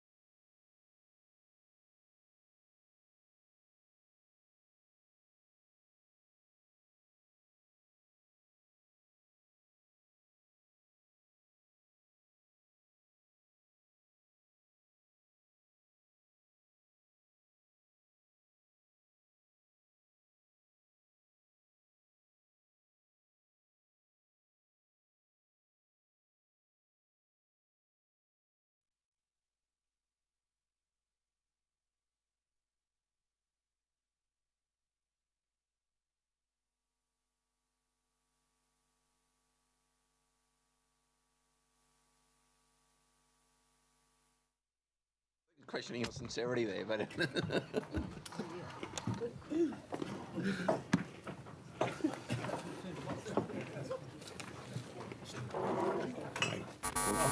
No, it's just coffee. Oh, right. This for. Mainline it. Careful. When we get this back, yeah. That's an addict. That's an addict. That's what an addict looks like. Oh, see, anger issues too, Rick. It's not decaf, is it? Just just straight granules. That's right. Just snorts it. All right, Paul. We're recording. You're the one who lost the laptop. Have you lost it? It's at home. All right. We'll come back together. So, are we got Catherine and Tracy taking us away here, or Paul will introduce it? And Paul? I'll just kick off. So moving into the, thanks Caroline, into the financial section of the annual plan, and just to set the context of where we are in the process. So next week on the 24th we will bring the next lot of papers back to council that will largely be around user fees and the rating structure. And then on the 3rd of March we'll have additional papers that we'll to bring to you in terms of finalising the bulk of the financial data that will then be included within all of the supporting documentation that goes out for consultation. So for today, what Catherine and Tracy will just step through is the whole of council. I'm sorry for the abbreviation, the WOC, is the whole of council expenditure trends for the LTP. Also, just delving in a little bit deeper into employee costs, consultants and allocators. There is a lot more information that's being loaded up onto the website. The one exception to that is attachment 1, as it contains employee cost information. So if we needed to go through any detail on that, suggest we would need to do that in confidential. And also just coming back in terms of questions that you might have around some of the activity budgets in terms of more detail. There were some questions from previous meetings around transport and waters, and any other questions that you had on any activities. Thanks, Caroline. So just to recap, I think I said the other day that 2024 was the year of CapEx and 2025 is the year of OpEx. What I really mean by that is we spent a lot of time last year going through the capital program and where that is sitting in terms of the annual plan. And this year now we're working through some of the OpEx implications, noting that a lot of the OpEx actually flows on from that capital program. It does now recognise 2 significant decisions, one around NZ, not decisions, and external implications, one around NZTA and the impact of losing revenue, the other around the change of the funding of Te Manawa Take o Te Papa by using on-balance sheet funding as opposed to the IFF. So that's it changed our balance sheet quite a lot from there. Focus on the balanced budget and delivering value for money, and the 6 principles that have been previously agreed will form the basis of that annual plan. In light of where our rate number was pre-Christmas, the request was made.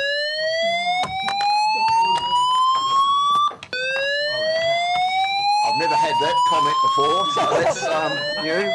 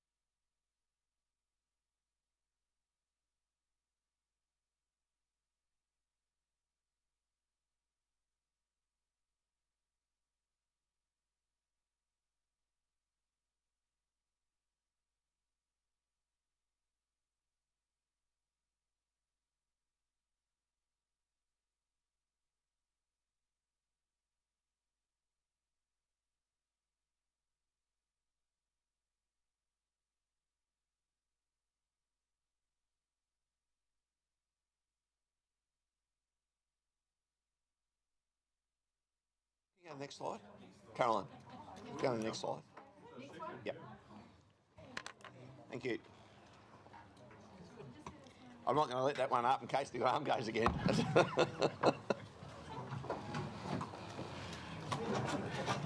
So that, can you mention, if you're speaking first, I've got some hard copies if anyone particularly wants one, but there's not enough for everybody. Oh, you didn't give them out? No, because Paul there's back, Alice's coming. Okay, we'll try again. Thank you, Paul. Okay, after that little interruption, I'll try to mention the rates word and the alarm not go off again. So, so just in terms of annual plan, when we were brought numbers to you pre-Christmas, our rates number was above 20%. Big increases were around a number of things. One was depreciation and the additional amount of depreciation that we're funding, as well as additional depreciation costs. The other, just to go through quickly, is just this slowing down of rating base. So we normally quote our rate number as a net number, so after the impact of growth. Our growth number this year is actually down compared to where we'd assumed in the long-term plan. So we'd assumed 1.5%. It's now only running at around about a 0.25%. So that basically means a quarter. Yeah, yeah. So that basically means our net number has gone up for that. So the work that has been done across the organisation, affectionately known as the reset, is looking at bringing down our cost structure. That's now brought down to what we'll present today, which is a 12.5% rates increase. I would point out it's 0.5%, but it's still a $1.5 million difference to what our financial strategy limit sits at. So depending on where we land, we will need to actually work through that when we land our final annual plan. But also just the second stage of that reset work is now looking at getting us down to a 10% number, and that will be brought back to council in terms of some options on the 3rd of March in terms of to get some direction around some of those items, as well as some additional efficiency things that we're looking at internally to actually do with that. So at that point, I'll hand over to Catherine to go through the budget. Okay, so next slide, please. So overall, we've produced a whole of council budget, which... Sorry, I'll switch it off. We've produced a whole of council budget consistent with a maximum of 12.5. It has come very close to that 12.5. As Paul said, because of those kind of headwinds of depreciation in particular. There is a lot of documents that have been loaded to Stella, and for anyone who actually works better off paper, we have about 6 copies in paper version here, or you could share. We just didn't want to kind of overwhelm the room with paper. But one of those is an A3, sorry? Attachment 5 is an A3 of the whole of council budget with some variance analysis against last year. So, and I'll be just putting up a slide with a summary of that in a moment. So just calling out some of the key factors that have driven into that budget. One is the market movement assumption, where it's used as 2.4%. So that's been used across salary budgets and other costs, but not applied automatically to all costs. The reset savings Paul talked about, the sort of stage 1 reset savings, have been incorporated in the numbers. That's how we could sort of kind of reach 12.5 despite the very large, in particular, depreciation increase in costs and increase in funding requirements.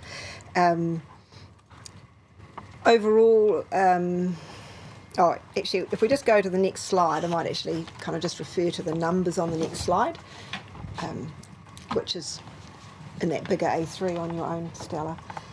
So you'll see it's just the revenue and operating expenditure we're showing you at this stage. Rates funding increasing by 42 million, and that increase being driven strongly by depreciation. So you'll see in the depreciation line down below, it's increased 22 million, and then hidden within that there's an additional amount of having to fund depreciation and transport that we were in the LTP phasing in over a couple of years. So that was a big headwind for us. Employee-related costs have gone up 10 million. Tracy's done, and Jan will share with you some of the more detailed information on employee costs shortly, so I won't go into that one and what's making it up.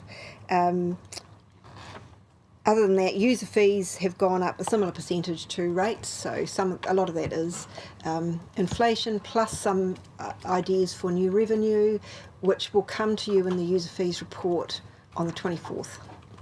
So are there any kind of questions other than we're going to give you detail on employee-related costs, on consultants, and on allocated costs, which are those costs that aren't sort of in the frontline businesses. So, but are there questions arising from this slide at this stage other than that you'd want to cover off? I think just for me that 63 million deficit, I know we've talked about the balanced budget, so because that's moved around since we sort of first talked about it. So, I would like to see a breakdown of exactly, just have that reconciled, I guess, as to what, I know in attachment 5 you say it's made up of interest to be funded from reserves, expenditure funded, etc. But just that breakdown like we had initially when we looked at that. So we did have that in December, so we'll probably just track that one down, and I don't think it's moved much from that point. So it's DC interest was about 19 million, and then there was overall the loan funded net OPEX. So it's a little table in that slide, but we can pull that out today and flick that around to you. But that is a balanced budget, taking out those items. Yeah. Correct. Yeah, so some of those issues where growth paying for growth requires that we continue with the capitalisation of interest, etc. Yeah, no, it's just as agreed. Yeah, just confirming that. Thanks, Catherine. Did we have a slide where you had the long-term plan numbers as well in the slide? 426. Attachment 5. Okay, so that's but I thought we'd had it when we saw this a couple of weeks ago, didn't we? Yes, so we would have had an extra. We just tried to make it small so it shows up better, but it's definitely in that attachment. If you look at attachment 5, it's got that. Right.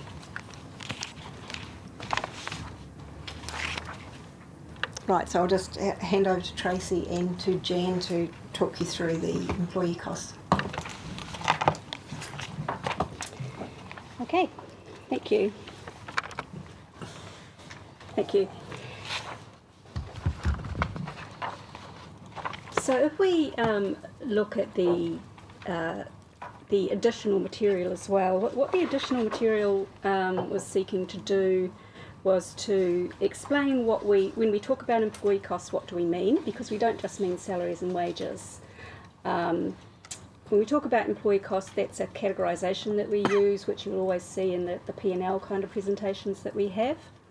And those costs include, as well as salaries and wages, it includes training and development, representatives, REM, not just your own, but those on other kind of boards and that kind of thing as well. Things like ACC levies, recruitment costs, and some other kind of minor expenditure as well. So on top of that, there are items within employee costs which you could say adjust salaries and wages. So there's capitalisation, where people's time that is spent on building new assets gets taken out of the P&L and put into the balance sheet. There's also a salary savings adjustment, which is essentially an attrition assumption, which is deducted off those employee costs as well. The actual salaries dollars numbers for, sorry, I'm just reading my own notes here. Right, so for the annual plan, the salaries, as opposed to the E&P costs, employee costs, they're based on the actual employees in post at the moment, And for where there's vacancies, they're based on midpoint of the band that vacancy sits in. As Catherine said, we've assumed 2.4% market movement, which was based on CPI at the time we made these calculations. There's also a band movement allowance, so there's a number of positions in the organisation which perhaps start out with newcomers as being remunerated at less than 100% of band, so we include some budget to move them up through the band as they get more experience. There's overtime and temp budgets in there as well. And as mentioned, the salary savings and capitalised salary is offset to that. So attachment 1 we have mentioned, I won't go into any detail about that because we could do that in public excluded because it's split down at a more granular level of detail.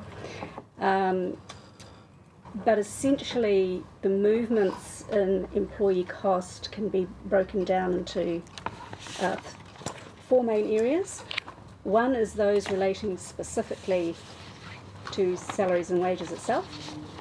Then there is the adjustment for capitalised salary, the adjustment for salary savings, and then the other category, which is all other things like recruitment and training, etc. What we can see from a whole of organisation perspective is that the increase of $10 million for employee costs essentially comes from a reversal of salary savings. So what I mean by that is in the LTP we had savings targets and some of that was assigned to the employee costs area. So we've reversed that now because we have gone through this reset exercise and found actual places to put that assumption. But the effect of that for employee costs is to increase that category of budget because you've reversed a credit. Can you run through in terms of some numbers behind it? Yes, I can. Yeah, I'll just do it in total. Yeah.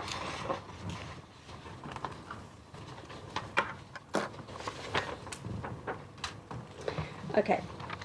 So I don't know if you've got attachment 1 in front of you, but the way this is set out is the 2025 LTP, then the columns in blue are the movements to get to the 2026 annual plan. So there is what looks to be an increase in salaries, which includes market movement, band movement, and it also includes the biggest movement in there really is to support city ops in growing. Salary savings, which shows as a decrease of 4.5 million, is a reversal of a credit. So salary savings is now sitting in there at 4% instead of 8%, which was artificially inflated as a savings target. Just stop me if I'm talking gibberish. Can I just, this is probably a really dumb question, but are you saying when the plan was signed off, the plan was to cut by 8%? Or 4%? So when the current year's plan was signed off, the number was in there to actually save $8 million in terms of in terms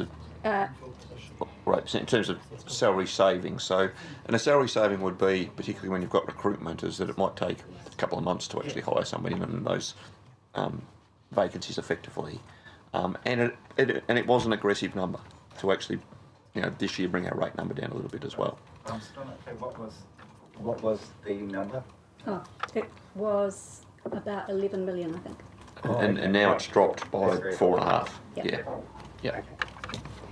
So there is still, there remains a 4% salary saving credit budget in the employee costs, which reflects that attrition adjustment that we make, because otherwise we would be budgeting for all positions to be fully employed for the full year, which is not a reality.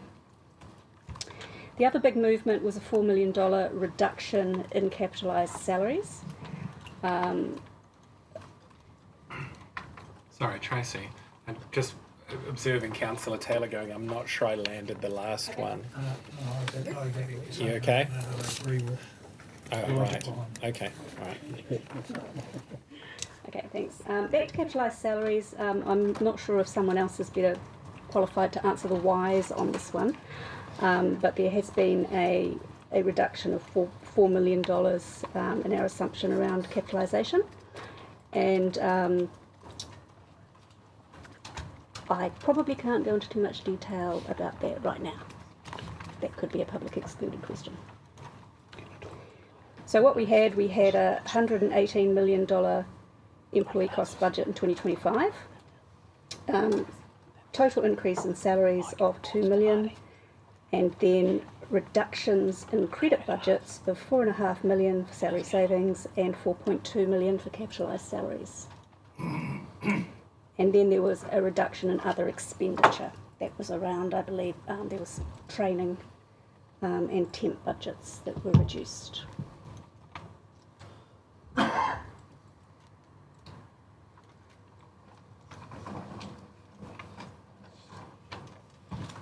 So happy to go into a little bit more detail on that later. So,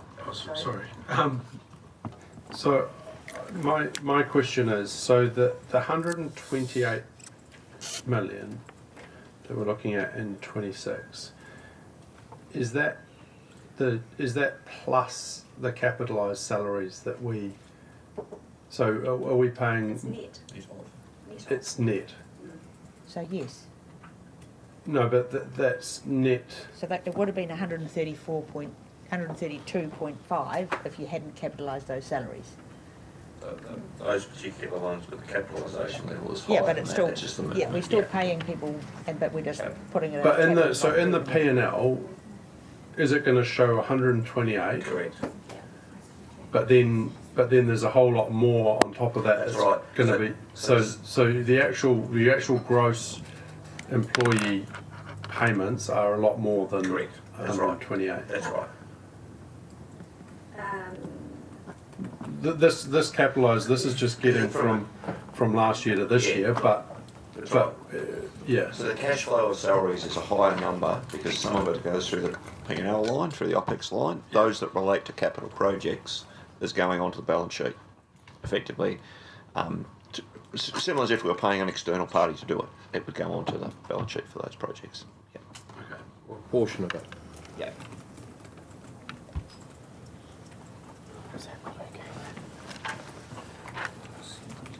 So just on the salary savings that have gone, so you said it was 8% or million, so it's now 4.5 million. So the reduction is 4.5 million. So what's going to be the policy in a year's time? Are we going to hear that we're still going to have a reduction or an increase? What's the policy that's changed?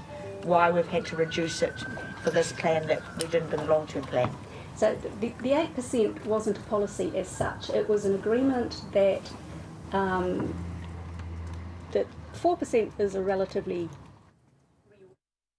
when you look at this kind of thing over time, the extra, what looks like 4%, it was actually a savings target for the organisation, and that was a place to put it, thinking that some of the vacancies would take quite a lot longer to fill, as a for instance, or other things might happen.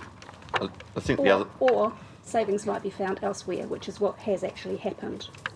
The other point I would make is that the reset effectively has replaced it because we've actually reset the organisation back to a level that we wouldn't expect to see as, well, we're not seeing as much recruitment, so you won't see as much saving in there as well. It sits there. As much saving as a 10 million increase in employee costs. As much as an 8% salary saving. It was an aggressive number, as Tracy said, in terms of setting it for this year. Okay, so I'm just I just want to know, in a year's time, are we likely not to have an adjustment because it'll be 4% going forward? It was just an anomaly to have 8. Correct. And Jan might comment, but if we were to change it, we would bring it back to elected members to say this is what the employment market is, and it might mean some change in the future, but that would be how we would actually deal with that. It's just an odd name to call it salary It savings. is, it is. All it is you've got a period of time when you're not employing people. So Yeah, it's- that's it. to me, it shouldn't be called salary savings. A churn factor is another name. Yeah, churn factor is a Yeah. much better idea because it's like it's sort of a negative in there, right? But salary savings makes it like, yoo-hoo. Is this Churn normal, factor. like, is this normal how to account for? I've never heard of it before, so not that What was normal. it? They didn't teach you that. No, I didn't learn that one. What in particular are you asking in terms of what is normal? What are you? Oh well, I guess what I would expect is that you don't have that as part of your budget because you budget full positions being employed for a full year, and then at the end of a year you'd say, oh look, we were under budget by $4 million because we had some. Yeah, so The reason we do it is because we set our rates at the start of the year. We want to make an estimate of what it's going to be, so we don't actually charge the ratepayer for that cost. And that's why it's set as an estimate effectively at the start of the year, and not a surplus at the end. But rates would be higher in that scenario. Well, no, because you might take it off somewhere else. Oh yeah, in that particular thing. Yeah. Oh, well, we've done the same thing for our capital program. Similar thing where instead of delivering 100%, we know that we've never delivered 100%. So what we do is we have discounted. I think, what do we call it? We call it affectionately known as the Sharpland Smoother, but yeah, Sharpland Smoother. Yeah, we essentially we might project that we're going to deliver 80%, and we'll reduce the rate take accordingly. So. Or the debt requirement in terms of capital. But to answer your question, it is a perfectly normal thing in local government, in my experience, to treat it that way.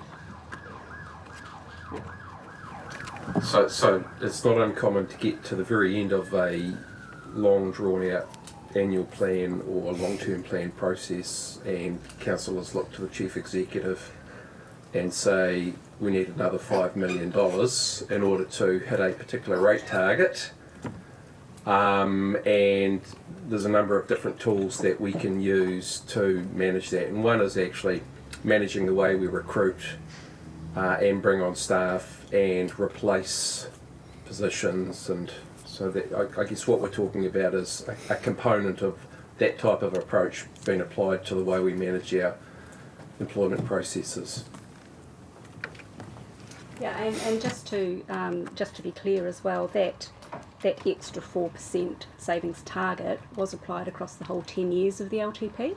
So if we come to next year and we are comparing against the 2027 LTP, you will see that adjustment. But if you're comparing it against the 2026 annual plan, you won't.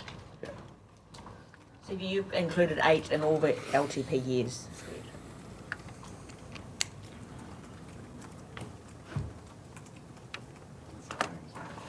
And that's not good practice. is any other questions? Just a comment. Or comments? Yeah. Could we just get like a nice simple, like I've noted down numbers, 11 million, 7.5, 4.2, 118, 2, 4.5, 4.2, 127 and 128 are both numbers that have been talked about for P&L, as you call it. I'd like a nice laid out sequential spreadsheet like you did with the reconciliation of the operating deficit. But it hasn't got those numbers in it. Yeah, it does. It does down the bottom, the totals. But for clarity, are you looking? I'm trying to find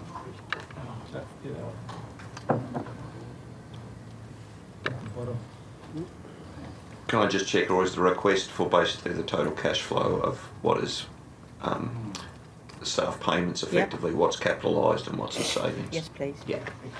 And if you include the other years, it would be good just so we know what those look like, please. Can I also point out that all data is at a point in time and the data is constantly moving. So this was a P&L that you've got was done on the 5th, I think, of February, and we're now at the 11th. So there's not an awful lot has happened, but there could very well have been something that has impacted that total EMP.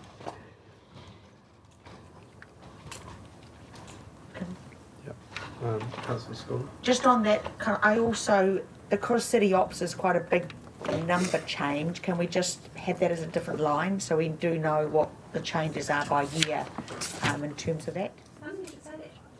I'll hand over to Jan in a moment. Actually, probably now. I'll do it first. I have one more other question. Okay.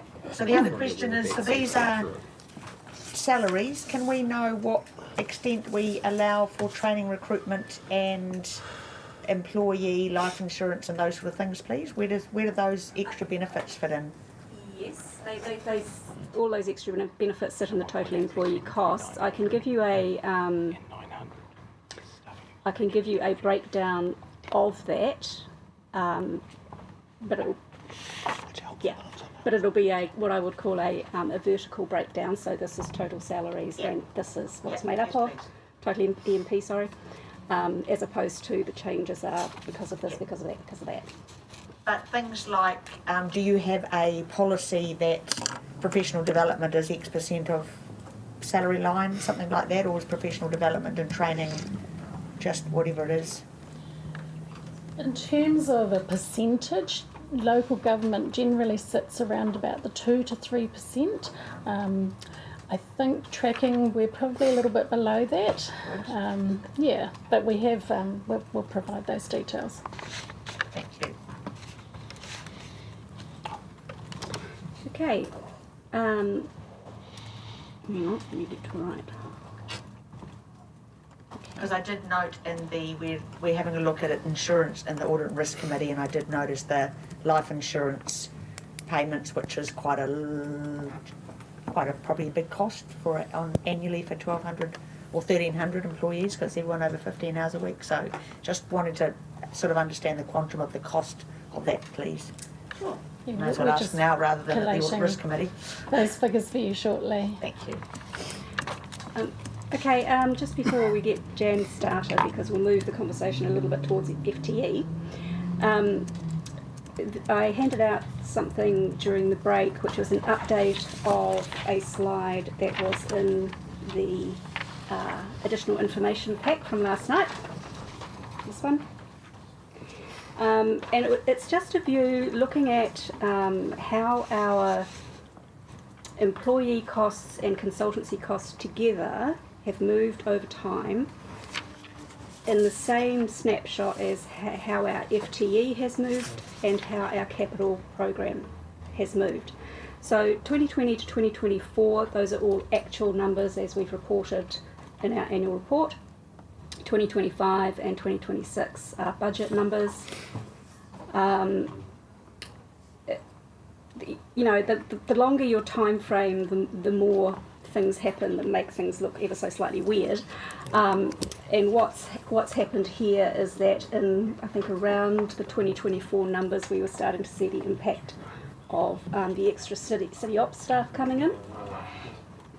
And I'd just like to point out as well that the FTE, which is the yellow line, the axis on the right is a truncated axis. Yeah, you didn't start with zero. No, didn't start with zero because it's a relational graph. Yeah. It's not a data graph, as it were. Yes, I thought you might find that of interest. It's interesting, yeah. Yeah. Good. Now, move on to Jan with FTE, which is the next slide, please.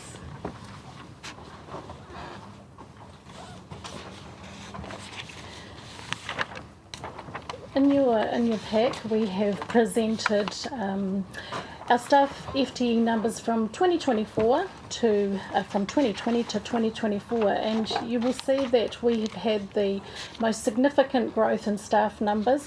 Now these have been taken from our annual report, so they are actual staff numbers. They are not staff numbers plus vacancies, so you're seeing what's been published. So this reflects a time of significant growth where we've gone from, around about 700 FTEs to over 1,200 FTEs. Now this was, in terms of flexing our workforce to meet the growth of the significant capital program. So I'm just going to talk a little bit about the numbers there. So our capital program through this time increased by 185%. So, that was around 180 million to 400 million. So you can see that sort of correlation there. However, our employee costs in combined with our consultants' costs only rose 105%, sorry. So you can see that we've had to flex our workforce to meet the demands of that significant capital program. While it might seem the numbers have increased significantly, if we were to use consultants or contractors, we would be looking at hourly rates of $100 to $350 in some cases. So it's certainly good value for money in terms of using a employee workforce to undertake that delivery program. So what we have seen with those numbers is we have managed to get scale. When I'm talking about scale, I'm looking at some of our corporate services who now provide this, a similar level of service, but to a staffing number that's increased hugely. For example, just an example in my team where we have payroll and health and safety services, so we're now applying that to, a much larger number, which provides a really cost-effective service. So in terms of our key areas with staff number growth, we have had large jumps in our transport team to meet the delivery programs, our infrastructure waters team, and of course, as you know, we have increased with our in-housing program, but also our digital program to support these functions that we have delivered on. Are there any questions at this point? So just FTEs, headcount, are these inclusive of, these are actual numbers, not? These are actual numbers. So there are vacancies that sit on in addition to those numbers. No, yeah. That was just getting that clear. And have we got the columns for 25, 26? Is that?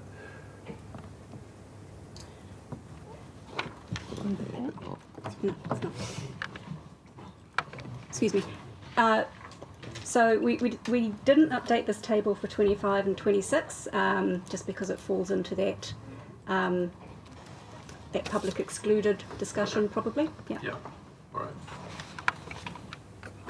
But just confirming, when the salary and wages bill is less the adjustments that have gone off to capital, or these are net? Sorry. Are you talking about the figures in this slide, yeah. or? So your 99 million from the annual report last year, is that what's in the annual report? So therefore, it's net of whatever was capitalised. And the FTE employees, are they the people that have been capitalised, or are they sitting there as? Okay, so we've got those two figures actually don't match. So the salaries of some of those FTEs aren't in the salary figure. That's correct. Uncapitalised. Yes. Councillor Curran. Just in terms of the relationship between the capital program and FTEs, just thinking of the private sector and say property developers, where they go into big projects and they might choose to deliver infrastructure that council would otherwise deliver. And I can imagine there wouldn't be a similar corresponding leap in terms of the staff that the private sector would employ relative to their capital program. So as an example, perhaps in transportation, where you have a capital program and an FTE number. What do those FTEs actually do? Is it project management? Is it whatever? How does that correlate in terms of the demand in respect of the capital program and that relationship? What sort of, like, they're not building the roads, or they're not. Or is it in project management, or what sectors are mainly the key sections of the council staff involved with that CapEx program? I can respond to that. So it's sort of a story of how the NLTP and the program developed. So if we go back to the NLTP of 21-22, we anticipated, or that the word from NZTA was that we were going to get about 60% of the or the program that we asked for. We actually got 95%. So we structured for that and started to build it up. We actually put in the finances. We asked for a certain budget for staffing costs. We were quite aspirational and thought that we were going to be able to grow that pretty fast. I think finance were more realistic than us and beat it down a little bit. Anyway, we couldn't at that time grow our own staff as quickly as we wanted to. So that's been a very slow trajectory. Similarly, at the same time, we topped that up with consultants. So if you see over the last 3 years and going into 26, you will see a staff reduction, a staff increase, but a consultancy reduction. So there's a bit of a journey to get to this point. What we're seeing right now is actually not so much a staff increase relating to project management, because we had the buffer of the consultancy services to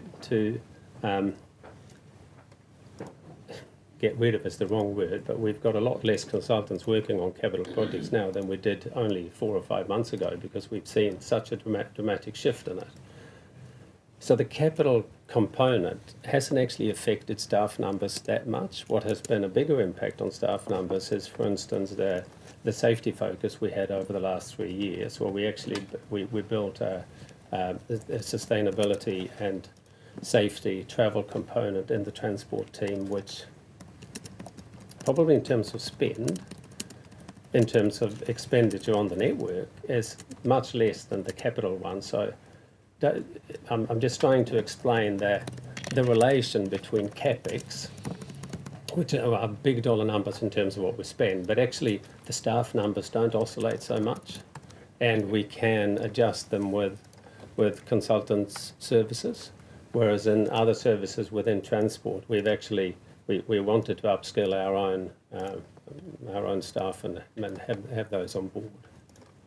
So.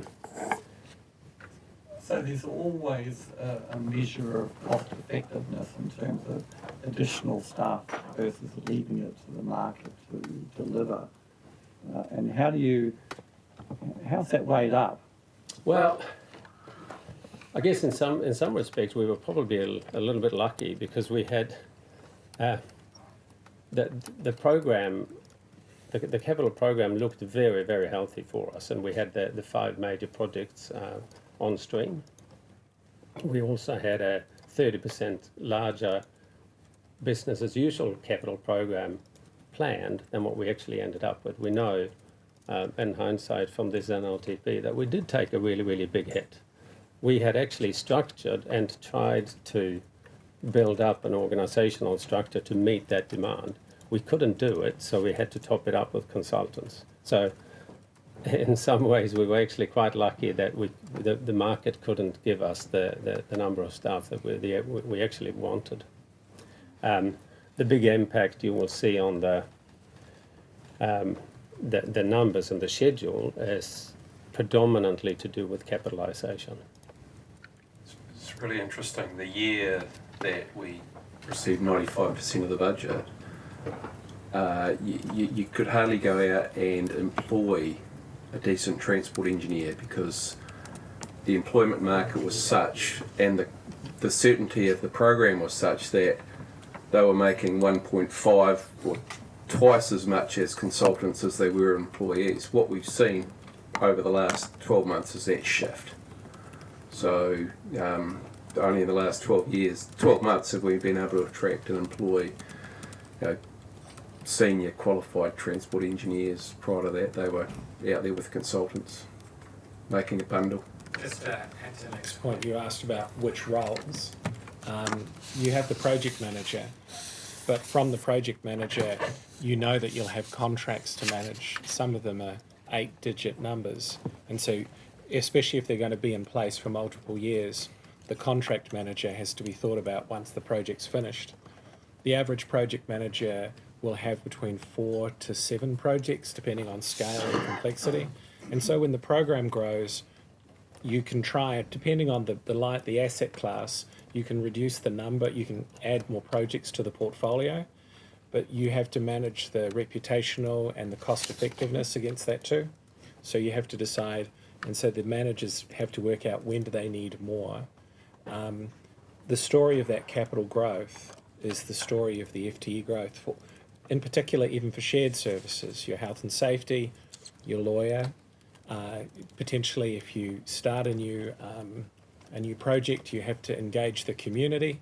So sometimes you use flexible workforce for that. Other times you realise your economy of scale is such that you're spending too much in the market, you've got to stop and work out what you do. So yes, the project manager gets surrounded by a number of different skills to deliver it, depending on the volume of the project.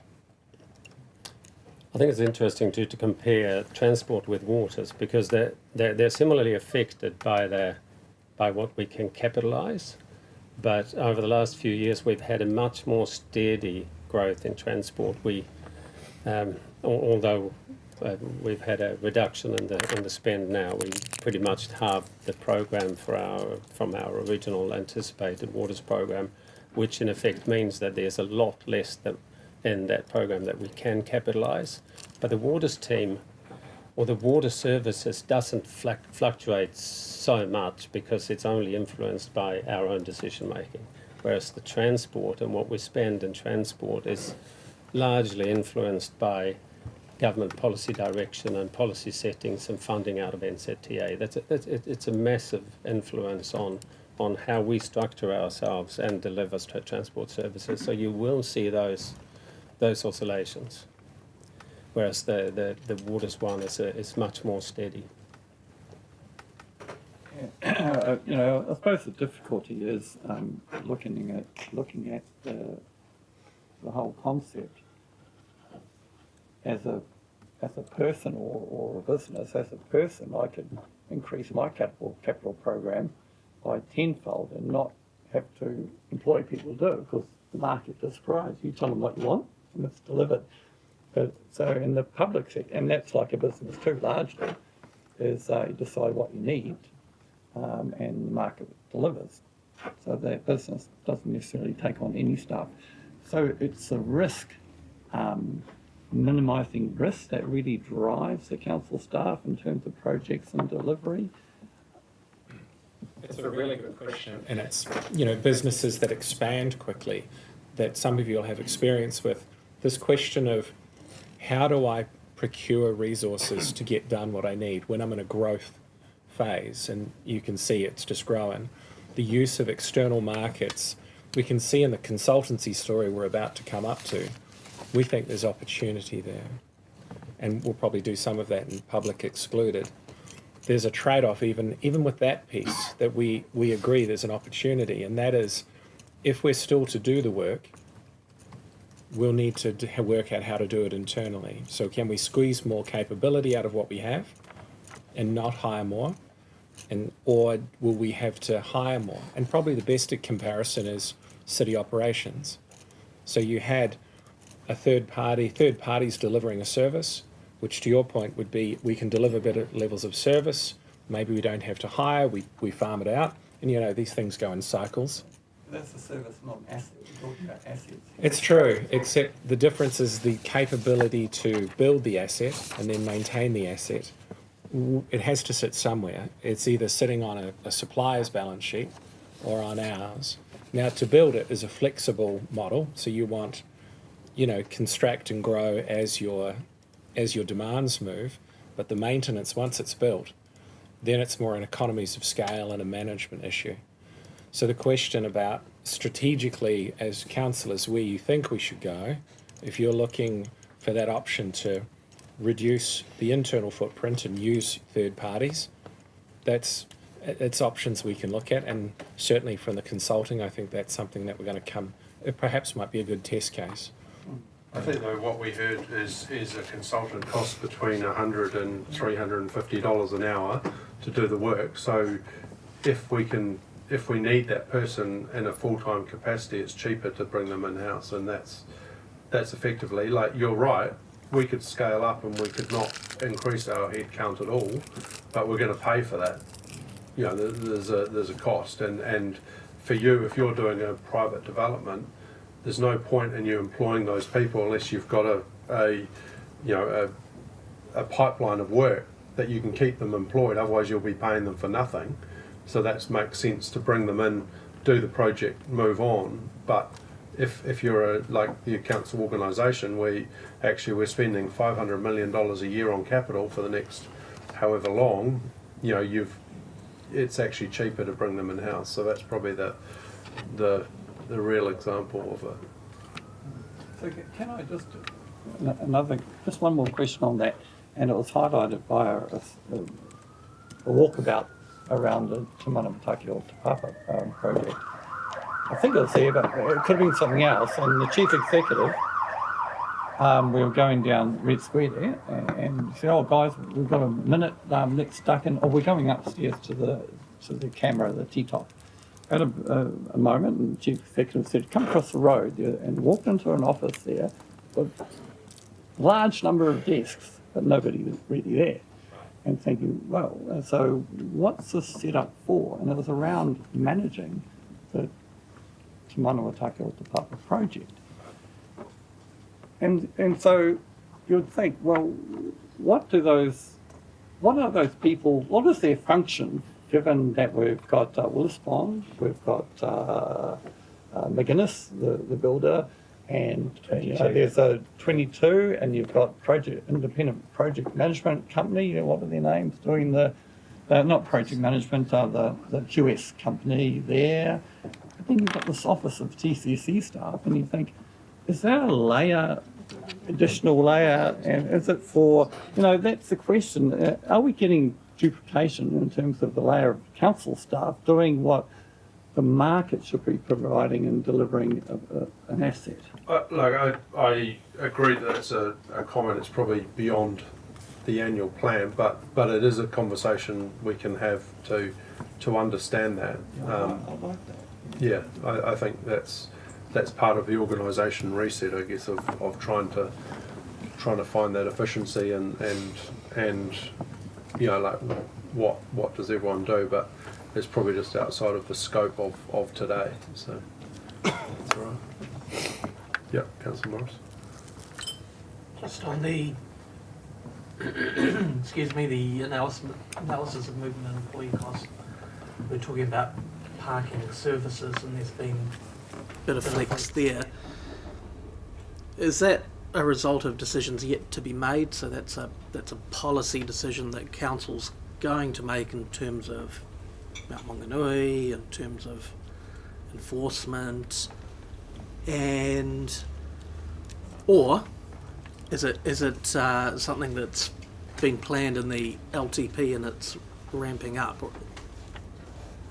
Do you get my rather ambiguous question? I'm trying to figure out whether there's something that's been put in there which is an affirmative answer to a policy which we haven't decided yet, but it is appropriate that it be in the draft for obvious reasons, or whether it's a BAU. Are you looking at a number of a big percentage increase? Yeah. If you follow the schedule to the left, you will see that the number of staff or the cost is very small. Yes, the total cost is small, but the total cost is very small, and that's.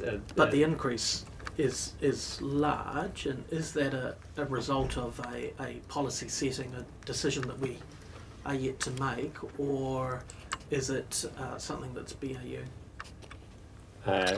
As far as I know, it's a decision that we've already made. I think this is what the number refers to, and that's a service that we brought in-house. We used to have a company that looked after the electronics and the machinery for the parking buildings. Gotcha. And we paid probably an equivalent of 2 to 3 FTEs in order to do that. Now we have 1 staff to do that for us. So it's actually well, to Jen's point, it's a cost, but actually in the overall, it's a cost to our FTE, but in the overall picture, it's a saving. And it's not represented like that here, but you kind of need the story in order to get that. I'm just back to this table. Is it possible to have the capitalised line added to this? Because it's quite deceiving, I think. You know, like if you look at that, we have no gauge as to how much is capitalised. So therefore, you know, was there a 10%, you know, for example, increase in everyone's salaries in 24, and potentially even more if you consider, you know, what that most of those added staff were from City Ops. So yeah, it would be good just to have that updated so we can understand that quantum. I think in terms of the last 2 years on the slide, that was a particularly, should we call it inflationary year, where, as you might recall in previous conversations, it was very, very difficult to attract staff, so there's definitely a higher premium that's been added for the last 2 years, in a pure market premium.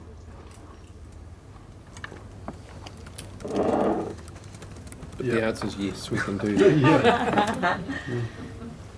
Maybe at the beginning of the 2024 year, but by the end of the 2024 year, we're certainly out of that environment. But yeah, skill up. And I guess so on the FTE employees again with City Ops, we're going to have something that allows us to show how that increase is sitting in here, right? Yeah. Not necessarily on this, but Sorry, in the additional information, this table is in that additional information, but it has some additional information to this table, which includes the City Ops data. yeah, because I know we brought some in 1 year. That's attached. Yeah, attachment to it's all broken. And I think we can show it on this graph too, which I can talk to you afterwards because I've been doodling here and. I think we can clearly show it on here as well for those that prefer pictures and graphs. Yeah, Councillor Crowther. I know we can't talk about FY26 numbers, but where are we at right now in terms of the FTE and the projected salaries and wage bill that would fit on that particular line at the end of the year?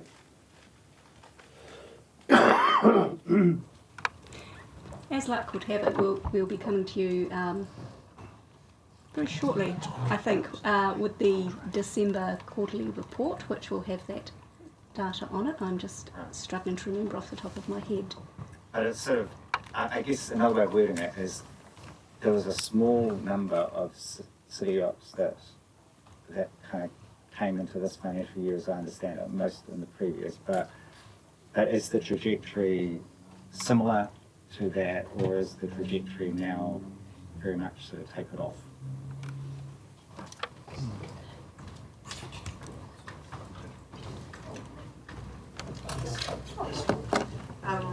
If I understand your question correctly, so if you're looking at city operations, well, we started the first year with about 14 staff, so it was very small, and then in very round numbers we've increased 50, and we're looking to increase another 50 at the 1st of July. So it has been, the growth has been quite consistent number-wise. Obviously the amounts there have a whole lot of factors and certainly don't factor in the salary of the city operations. It's more than that. Does that answer your question? The city, I'm just wondering, like, basically it's still trending upwards, and we will discuss in public excluded what? Yeah, I was going to say, I think your question. Yeah, just flattening out. I think you'll find that we've plateaued. Because they, clearly. Yeah. Oh, it's if you took city ops out of it, we've definitely plateaued. In fact, we're likely to drop. We will drop. But overall, I think there's a plateau effect happening. Is there any other questions directly related to this? Keep moving. Yeah, Councillor Rosburn. Mine's just a continuation of the city ops one. I realise it's early in the piece and we're still settling on how many contracts, because there's still current outsourced contracts that we're going to be bringing in-house. Is the total number of contracts that we're going to bring in-house greater than the savings that we're making with what we're spending in-house, achieving the same outcome or better outcome? Short answer is yes. Outstanding.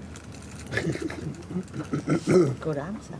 Councillor Crowther. I don't know if it's the right time to ask the waters issue that I emailed about. I don't know if you're going to cover that later or whether I ask it now. Now?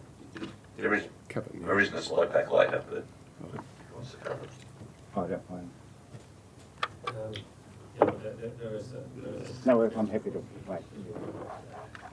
I just wanted to mention too, just in terms of the transport numbers, which seem to oscillate, and you can sort of say, well, actually, is that very well managed? But why we are, it's actually very beneficial to us to do business with NZTA, because if we meet the demands of the government policy statement, not only do they pay 50 cents to the dollar to the investment, but we also have a factor that applies to everything that's being capitalised. So that factor also hits our numbers just in terms of when the program is smaller. It's not just 1-to-1 for the cost of our staff. It's actually a number that's greater than that because there's a factor that applies to it which works in our advantage. So there's a number of factors which makes this quite complex, but the point is that from a management perspective we do oscillate to meet the demand of the government policy statement, because it's very beneficial for us to do as much work as we can in that space at that time. Means that we from time to time we have a large reliance on consultants, and at other times not so much. But to your point, Rick, we try to have a base level of capability and capacity that can meet sort of a relatively steady program.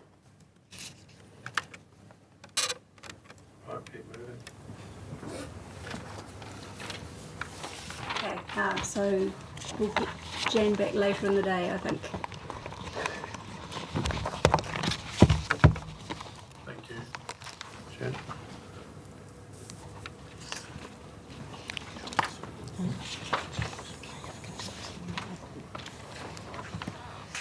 Next slide, please. Yep, so Tracy's included quite a bit of analysis in your handout packs on consultants. Oh, sorry. Yeah, so Tracy's included quite a bit in the handout packs on trying to break down consultants. And as we mentioned recently, that kind of category of cost covers a very wide range of external people we get in. So within finance, for example, we have the auditors, and they are considered consultants. We have legal advisors, and sometimes we have consultants who are just like staff members, and they're covering the work that a staff member could do. Sometimes we have problems recruiting, or just if it's one-off. And then we have very technically skilled people that it may not be in our interest to hold within the organisation just because of the amount of use. So I'm just going to hand over to Tracy just to talk you briefly through the data that she's got in the handout and how that can help your understanding. And she's also, in the next slide, we've got some summary spend, but it would be good to know, just sort of briefly go through what's in the handout.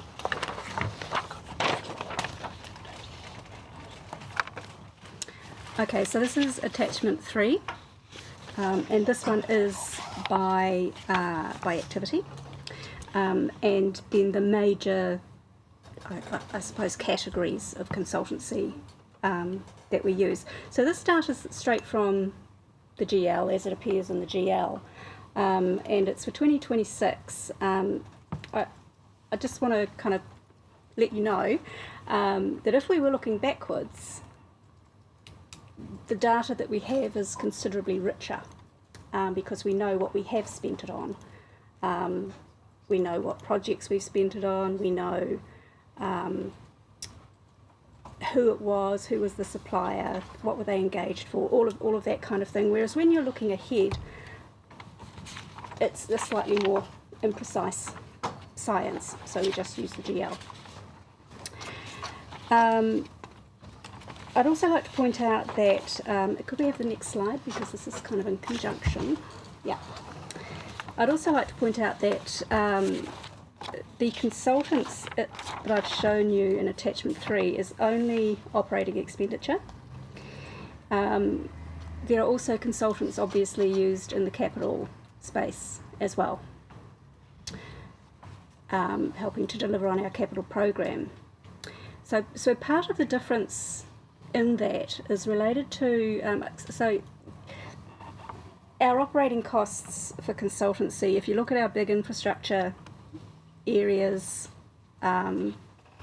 transportation, yep, transportation's a good one, the waters, you'll see very high costs in operating expenditure, and that is partly, largely, to do with the fact that there is consultancy relating to the capital program that we can't capitalise because it's just, from an accounting perspective, too early. So the way Audit New Zealand looks at this is they say that any costs relating to initial optioneering, feasibility, concepts, initial engagement, those are the kinds of costs that is reflected very highly in consultancy that we can't capitalise. So that's quite a big chunk sitting there. Otherwise, there is significant costs relating to professional fees around audit and legal, as Catherine has mentioned. One of the categories in attachment 3 is contractor, OPEX contractors. That is the kind of replacing what a staff member might do. And you'll see the column at the end, which is where the organisation has offered up some savings in their budgets. So the consultancy budget for 2026 is $31 million for OPEX, which is actually significantly less than was in 2024 actuals, as an example. But this is going back to my my point about costs over time, which is there was a categorisation change happened there. So our old friend software as a service, digital, it was categorised in consultancy, which is why the actuals were very high in 2024, and we've recategorised that into other operating expenditure. Happy to take questions. So just in the whole of council draft, you've got 2026 AP 46 million on consultants. I'm just trying to figure out how that comes back to these numbers, because in this one, like the operating here, that high level is 47, but then there's this 31 million.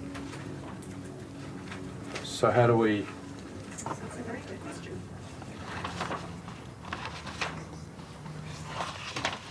You might have digital SaaS in there.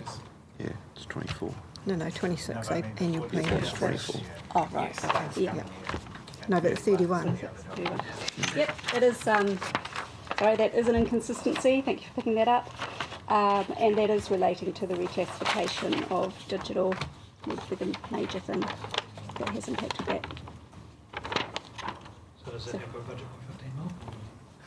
I believe it is around there. It is 15. But it takes the bottom line down. Or it's just consultancy it does. It doesn't take your total expenditure down. No. Because it's just where It's just where it sits. So initially, again, this was a change in treatment that we were all trying to grapple with and trying to get through our various systems and make it work. Initially, we had this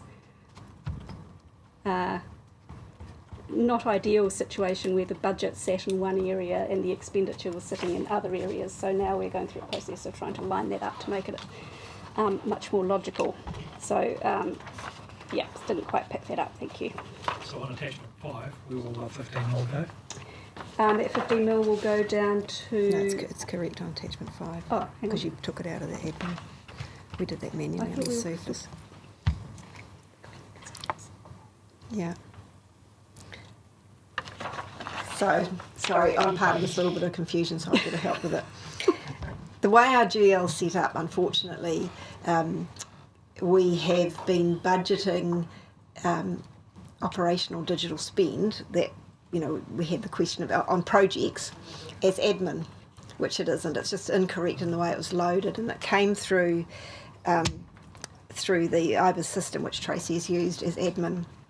And I've said because actually all the actuals for that operational projects and digital are paying consultants, the actuals appear up on the consultants line, and the budget, it looks like our admin is overly expensive. And so I asked them to manually move 15 million into the consultants line in the budget, and we'll fix the GL, but it has, sorry, Tracy caused a confusion when she's pulled out that 31 million and analysed it, so apologies. It should sit in consultants. It is 15 million that relates to software as a service, and so it's a different column. That's right. So this whole of council is correct. So it's 47 to 46, the 2-year like-for-like comparison for consultants? Yeah, yes, it would be. Yeah. So we've made no reduction. Oh, wow. We have an amount of placeholder budget relating to waters reform sitting in there of 4 million, so it makes it look like there's no reduction, but there would be a 4 million reduction in there, except if you didn't have that. And we are also trying to confirm where the 3.5 million for the software IT for waters is sitting. It may also be in there. So there has been reduction in consultants. You're just not seeing it in that total number because of those, at least one of the placeholder budgets, possibly both. But we can get back to you on that. I can sort of give you a summary of what actually came out in Reset 1. Councillor Baker. Okay, here comes my super clever finance question. Looking at attachment 4, the 2026 total employee plus consultants costs, this is what we're paying across employee and consultants, is that right? So what is the true cost contribution that we're providing to our CCOs in that? Because I looked at where, although it's small, we're providing some consultancy cover for BVL. So I'm just wondering, are we covering any of our other CCOs and consultancy costs that perhaps we could do some magic there? 99.99. Thanks, ChatGPT. I don't know. We'll have to get back to you. It's a great question. Yes. Take note. Because normally it will go through the grant to BBL and they would pay it. So okay. Yeah. So I've actually got the same question on the insurance that we've got in the audit and risk papers, and it's noted that there's some insurance probably for bay venues and Tauranga Art Gallery. So my question sitting in Stella is just to say, how do we charge those back? Just on the question of the CCO connection, to leverage the scale of Tauranga City Council for BVL, the agreements we have with our consultants, the benefit extends to the subsidiaries. So the goal is really for us to take the onus to share so they can access those lower rates. Obviously, those businesses, if they're dependent on a grant from council, they have their program of work. But in New Zealand, the number of consulting firms for engineering is quite limited. So they will use the same firm. So we'll aim for them to get the benefit out of our rates. Yeah. Councillor Taylor. Sorry, just that previous discussion, going back to attachment 3. The column that says reset saving, how solid is that number? This has come. That number has come from activity managers, bottom up. I'm just trying to think if we. It'll be built into budgets. It's Yeah. that set. Yeah, it is Yeah. that. Great. Right, and then, sorry, the table that Councillor Baker was just talking about, you have to add 15 million back into that, do we?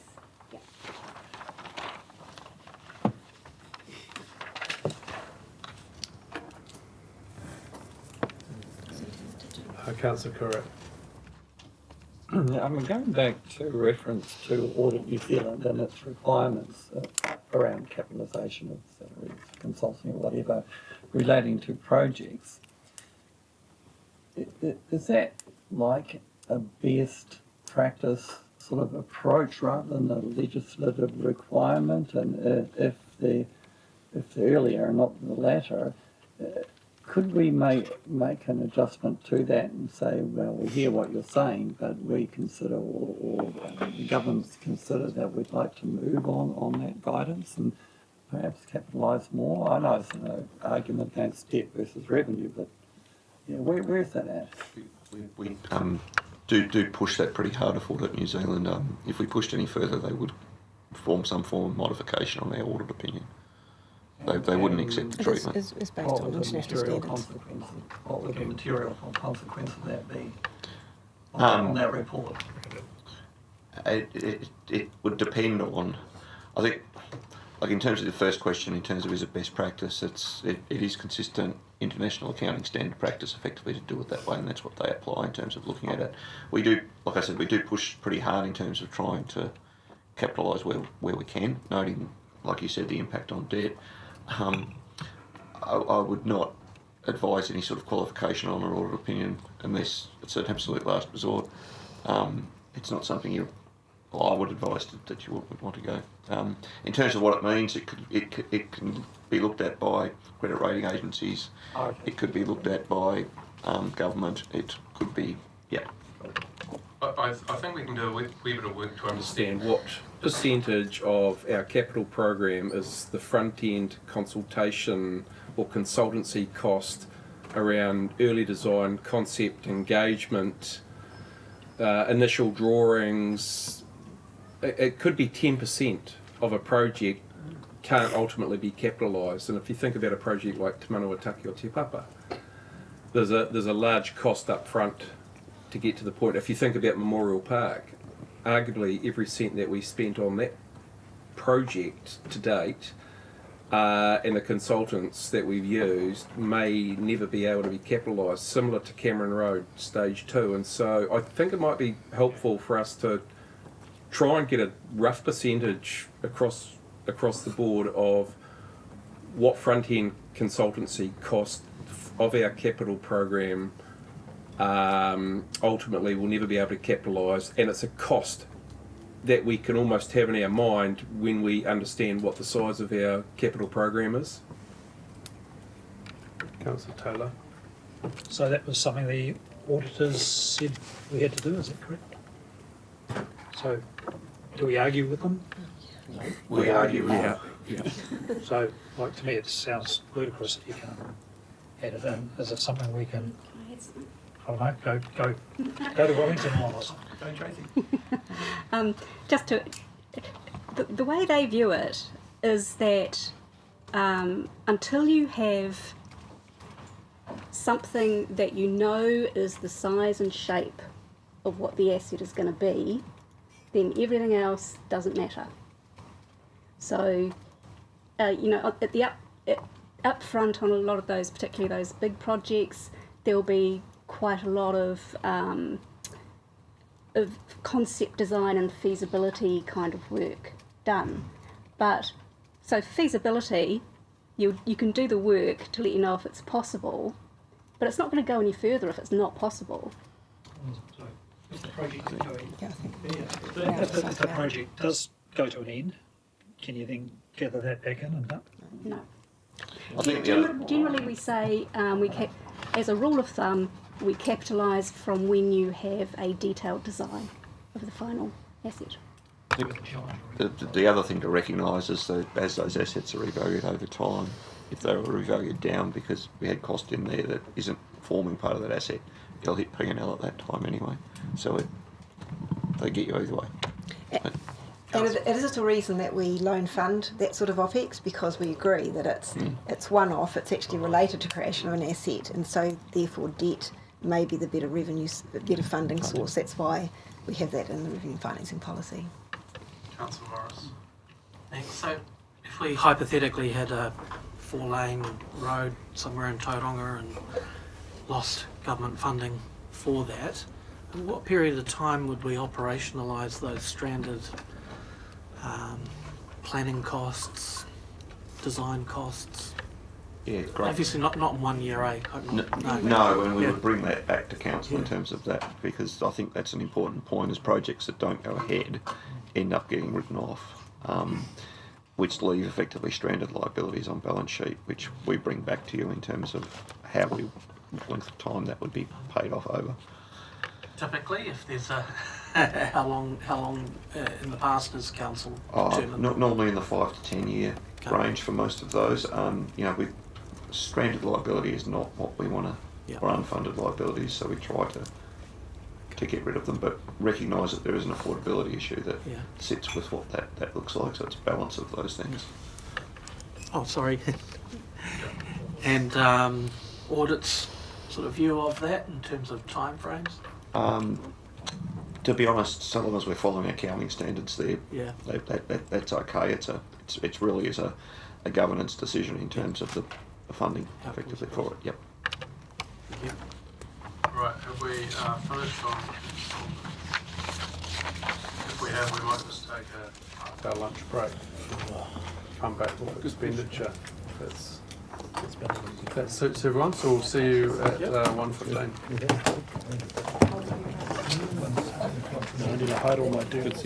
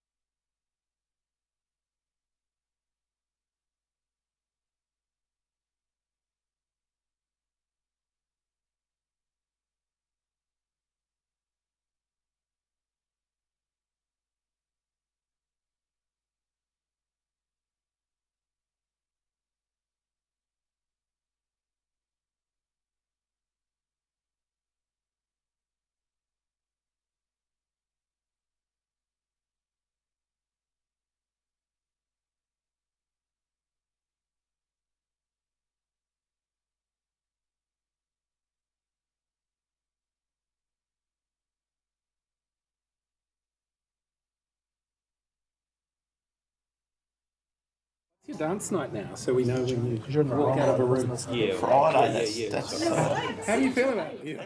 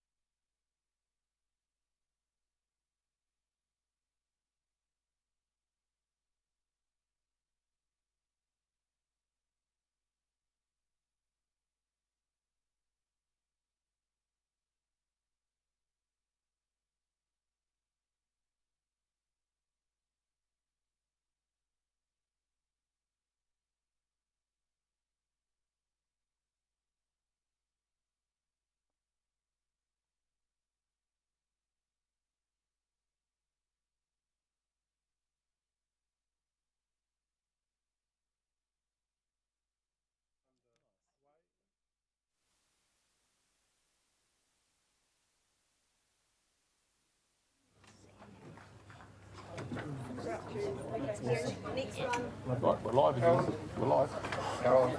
Steve, triple shot Americano. No. Yeah. Really? Yeah, true. Can I have your lights? Have you got any juice? Yeah, I got heaps of juice.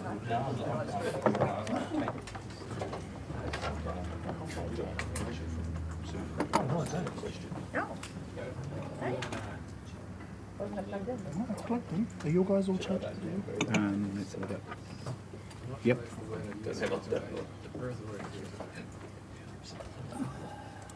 I've got enough to keep going. Actually, no, mine's not going. Oh, Rod's is right, Peter. No. No, mine's Maybe not this plugged is in right. either. Did someone turn the switch on? Mine's Oh, there you go, Tom. Thank you, mate. That's low. That was a good call. 12% left. You be down. I'll be alright. I've got 35%. Okay, we'll get back underway. Thank you. Hi, so the next area to discuss relates to primarily to business overheads and how they fit and are funded. So we call them allocators, or sometimes we also include recovering activities that recover to other activities. So there's two types. So we have the public's aware of our services or our service provision activities, so spaces and places, transport, etc. But within those direct cost centres, they're not a whole business in themselves, so they don't have a finance function or an HR function generally, and those are all provided centrally and allocated to those businesses rather than funded directly from the community. So we don't have rates for finance or rates for HR. And we allocate those costs to the business on agreed set of drivers. And those can change over time, but they sit around things like how many like HR will allocate on how many FTEs there are within that activity, because that is an indicator of their work. Finance will tend to allocate on total expenditure, capital and operational, because capital is actually a lot more work for finance often than operational. And digital has a number of different drivers, FTE and expenditure, and I can't remember the other one now. direct expenditure and capex and FTE. So they do proportions because obviously people drive a lot of their business as well. So you'll see on the very first attachment one, employee costs, Tracy divided the groups into the main activities, the allocated activities, and the recovered activities. So recovered activities in a lot of councils around New Zealand, those kind of cost centres, if you like, sit within the activity. So for example, in waters, asset management is normally sits within the waters activity. So, but in TCC, because we're bigger and decisions were made that asset management is actually a discipline that people across different activities can kind of benefit from each other and use the same system, it was combined into one group, and then it has to be recovered back to the relevant people. So normally allocated activities, on the other hand, are those more pure overheads, so HR, finance, digital, your accommodation, and we've included within those recoveries strategy and corporate planning work, comms and engagement, customer services, things like that. So the slides that we're presenting are going to break out for you the allocators, but not the recoveries, not the recoverers. Overall, if you add up our total expenditure, 80% of our expenditure is within those service delivery businesses. 5%, another 5% is within those businesses that are directly recovered, and 15% of that total organisational spend is on allocator activities. So that's sort of at that high level. That's how it's broken down. But for any particular activity, and we have handed out those activity budgets recently, some of them will have higher than 15% allocators, some of them have lower, and it depends on the drivers and the kind of work that's having to go on to support that activity. Right, so the next... So 80%, the 80% on that slide that just disappeared are able to be paid for, but have the rates line on the thing. Is that They'll have rates or user fees or those other... Right. Yeah. And so the 15 at the bottom are the HR and IT and stuff. Correct. Okay, right. Yep. I think we had a further screen there that kind of... Sorry, and are your allocations, so if you've got 5 out of 10 in a team that are allocated to capital, are those the HR costs allocated to capital along with the people? No, it's done at a general level because we don't operate our businesses like that. So we produce an annual report, an annual plan, we collect rates, we and all those things are just allocated according to our drivers, which is spend at that general level. We don't break out and say, okay, well that part of the collection related to capital or operational. So within our business advisory roles, yes, we have some people who focus on capital, but no, we don't do that kind of specific calculation to allocate them. We just say finance is allocated 50% on all expenditure, so operational costs and capital costs. But if HR is allocated to people, yeah, it's not allocated to the people who then are capitalised. It will be, yes. It is. Okay, it's so all it FTE. happens, the allocation happens and then you capitalise that salary. Correct, yeah. Okay. Yeah. Sorry, I didn't understand that one.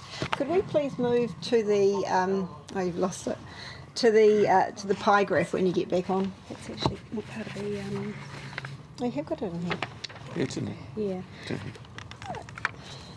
So the next slide is, if you have it up, is also the main attached. There we go. Next slide. Thank you. Oh, okay. So this has gone into the hand. So the pie graph is actually in the handout material. What page would it be on? It's page 7. Yeah. Slide 14. Okay. So the pie graph on allocator activities. The pie graph on allocator activities shows that half the allocation comes from that digital activity. So just, I think it's probably important to clarify that The finance system, SAP, the rates billing system, none of that sits within the finance activity.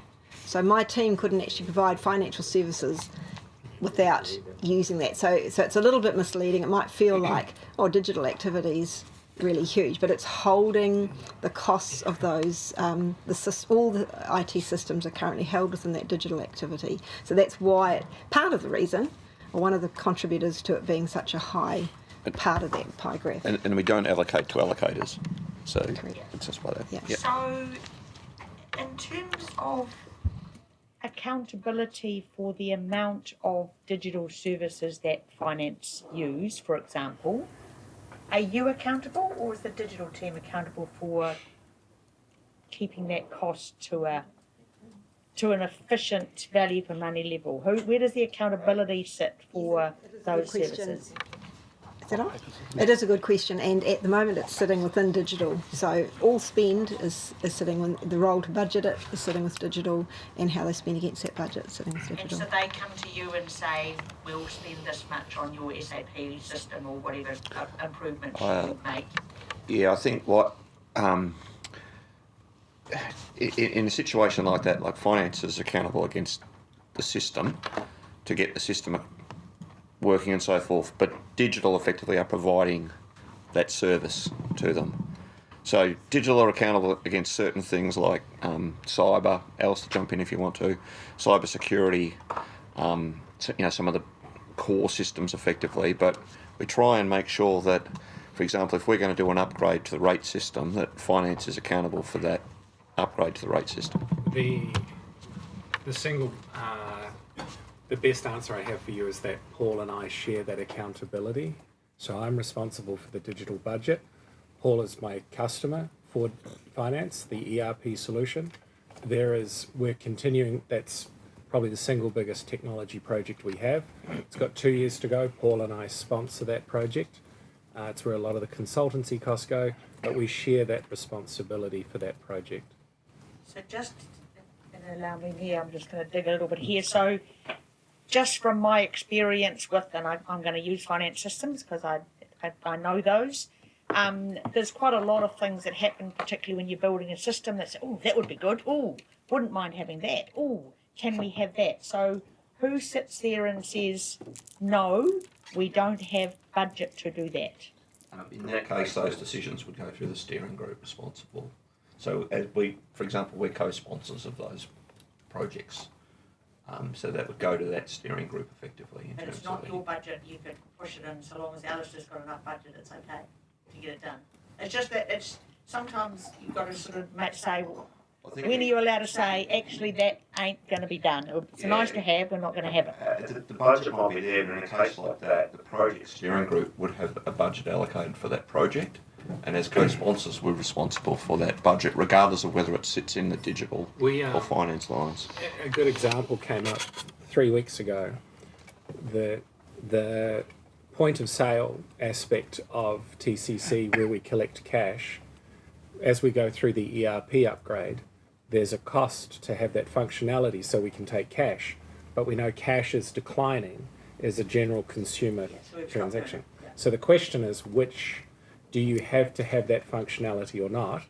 And that decision came to Paul and I to go, hang on, we would like to check that as a value for money activity.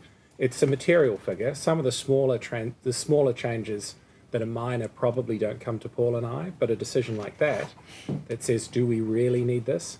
That one came to us 3 weeks ago. And so, sorry to go back on something we've talked about before, but in terms of the digital overspend of 5 million, when did that come to the steering group and how was that managed, and how did that then just become we need 5 million more? And how do we avoid that happening again? Yes. Try not to get to it. Specifically, what we're talking about, that steering group, is around projects that are underway effectively. That's in the total digital spend. That as an exec, we need to understand what that spend is in terms of what that looks like. But it's not specific. When I talk about the project steering group, I'm specifically referring to that SAP projects that are underway. So it's a little bit different to their overall spend that they need, which is a different thing again. overspend in our budget. My understanding is we have to bring that to council as part of our process. So when we did that the first time with digital, and we didn't enjoy that process either, bringing it to you would be something we have to do. In terms of what controls we put in place to ensure we don't do it again, at our executive meeting tomorrow, Thursday, the Chief Digital Officer is coming to talk about demand versus supply for the next 12 to 18 months. There will always be a gap with technology. We will not be able to meet demand. The question is, where do we cut the cloth and what's important to us? And if we don't have enough information, or my customers don't have enough information, we have to go and do that work before the annual plan closes, which is May. Yep, May to get it for July 1. Yeah. Yeah, I think this is worth just discussing a wee bit more, because I know that there's going to be a workshop on SAP, which Ken and Alistair and Paul will probably talk you through, but Alistair and Ken were new into the roles when we went through the LTP process, and insufficient funds, in my view, were allocated to digital to deliver what would be a sensible, reasonable and practical program. Now, Ken came to the executive in about, I'm going to say October last year, and said, look, I don't believe I have enough funds to maintain this program and deliver the expectations of the organisation, and at this stage I'm going to have to make some quick decisions to lay off a large number of people and or consultants to stop the program, to stop the spend. I think we did hear that at the update. It's just you did before lunch say to one of my colleagues' questions, how strong is the reset? How strong guaranteed are those? And you did do a nod that yes, when we are going to be able to reset those decreases in cost. So it's just I just want to be clear that we do need those resets and they need some more. So it's just we just need to figure out how processes work so we don't have those sort of overspends coming to us. Yeah, and look, if we'd got the long-term plan right, that would have been fine. As soon as Ken saw where he was going last year, he raised it to the executive. We made a decision that actually this needs to be a conversation with the governance. And so there was a choice then to stop the program or continue the program, and we believe we found, and it was an uncomfortable compromise to continue the program. And so what we're doing on Thursday is we're sitting down with Ken, understanding how his budget is looking for 25 to 26, understanding what the program looks like, making, if you like, another clinical assessment of whether or not we think it's appropriate or not. So we're trying to get in front of that, because there is still a bit of a legacy there of what I'd call an undercooked long-term plan to deliver, I think, some reasonable digital outcomes for the organisation. So we've also got 37 million of costs in there. That's a really big number. We will be we will be needing a bit more information on going forward. I know we've got a workshop on digital. So okay, I'll move on. Thanks, Mahe. Sorry. You know, just a question on it. Yeah, Councillor Roseberry. Yeah, just a clarification on the digital. That's council-wide digital operations, including the software licences for all the waters stuff, all the software licences for the digital programs that you run in-house. So you hold all the licences for all the operating systems for finance, for the rating system, for the waters, for the graphics, for the building. This is what that 38 covers. Plus yes, I'll get Catherine to jump in on this too. One of the challenges with a diverse business is when you don't have highly repeatable activities and you centralise because you want to control cost. And SAP is the largest, which is where we should spend our time. I'd say 2/3 of the change program, including a lot of the resources. The sooner you accelerate through that, the sooner you can reduce that cost. But the remainder of the business, whether it's a logistics solution for city operations or safety issues for people who are confronted with parking, you have to have specific, it's not homogenous enough that you can repeat it. Yes, but yes, it's all in one place. Mr. Taylor. Just clarification, civic complex. Property, it's all our buildings.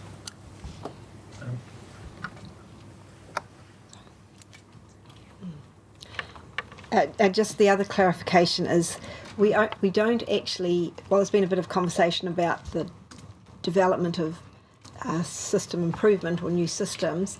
That's not included in that blue colour of digital. That's not included in the dollar amount of 37 million. That's over and above. So this 37 million is the software licences. It's the staff managing help desks, service desks, doing whatever fixing. It's not that SAP development of rates and things. They're not covered in allocators because they're loan funded. It'll just be the portion of debt retirement that's funded through this allocation. Just to be absolutely clear. So the actual total operational digital budget will be higher than that 37 million, which is on those slides that we sent through last week, which will also be attached to a council report next week. So just we had a look when we were looking at some of the CCOs who have their own finance team and HR team. Have we done a comparison to say HR, for example, charged per person? If we were charging them per person the same as we're charging TCC, would their HR team be? Is their HR team less expensive or more expensive than TCC? And you probably don't know these, but it would be just good to have those because they are. Would it be feasible to centralise as we've done with city operations? And because I think city operations have their own as well. So, and I'm not as happy that there are more than one finance team, for example. Just like your HR team. We just have health and safety because it's a specific activity that's health different and to the rest of safety. your Okay. I think there's two parts to that question as well as, in terms of would they be cheaper? I'd say in most cases they possibly are, and that's because they tend to be focused on a much narrower range of functions than what council does. So, finance supports 47 activities, they support an activity. So there will be some differences from that perspective. The other part of that is any cost that's additional, we should look at, there could be opportunities to actually streamline those costs, and that's part of what's coming through some of the reset as well. Yeah, we can probably look at. Yeah, right. Thank you.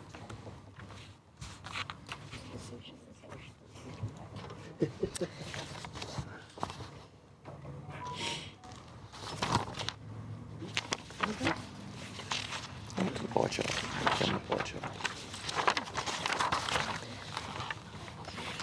Were there any other questions on the pie chart before we move on? No? Okay, we can move on to the next page. Is just okay, so in the attachment, Tracy's provided a variance analysis by each of the allocator activities regarding their increases or otherwise from 25 to 26. You'll see that for most allocators there's actually been a reduction, and finance has been a zero, and digital and civic are the only ones that have actually increased over that time. Is there anything you wanted to kind of point out in that, Tracy? John, how has legal gone down when it's restructured? Yeah, so and referring to the pack of last week, like that activity is now split between the commercial functions and the legal. So I think it had numbers like 20 to 7 or something in there in terms of that there is only 7 lawyers effectively there. The rest are actually working in the commercial, which is funded differently. So it's basically how it's been split up effectively. So commercial's not allocated? No. Who do they get their funds? Charged, capitalised, or charged to the transactions? Yeah, so it's either charged through capital projects, as in capitalised, because a lot of their work is on projects, or through and the net of any income that might be coming into that activity as well. So if there's income producing property, for example, will offset some of that cost as well.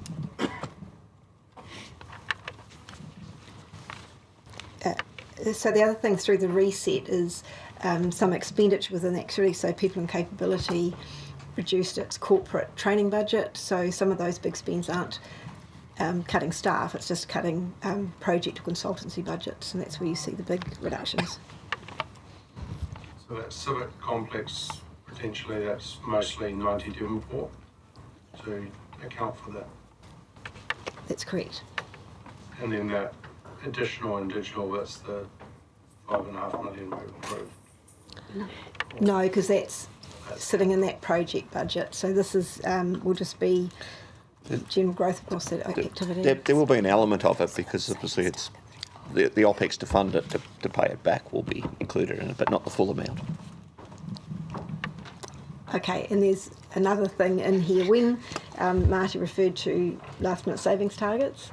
So we try to find if we have a general savings target to find, we haven't actually been able to make that real because it's last minute. We put it within an activity that allocates so that everybody effectively has a reduction in their budget. And so in this particular case, we had 3.5 million of that savings target had been put into digital in was it 25 or 24? 25. In 25. So that's why it looks like they've jumped up, but it was just them recovering from that last minute savings target that was given to us. Can you yeah, I mean, I guess... I suppose I'll make a more general comment that when we found out before about the, I think unrealistic was the word that was used, the 8% and the 4% was more realistic. You know, to me, like I look at it, that we're trying to be transparent to our community. You're trying to support us to be more transparent. That kind of stuff is precisely the thing that our communities are highly sensitised to.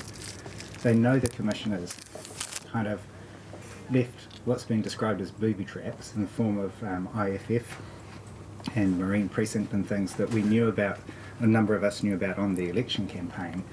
But what's disconcerting to me is to be now early 2025, and that's quite a booby trap to find. And I guess rather than focus on a specific thing, what would be really good in the annual plan is to kind of be very, very proactive. I guess I'll direct it to you, Marty. If there's anything else like that, to be really, really proactive and think through where will the community see this as just commissioners putting unrealistic things in the plan. I mean, one of them, which we all acknowledge, I think, is the completely unrealistic LTP CapEx scenario that they put hand on heart and say, no, this is what it'll be. And we know from what we've heard that that's not likely, but that's a long-term plan conversation.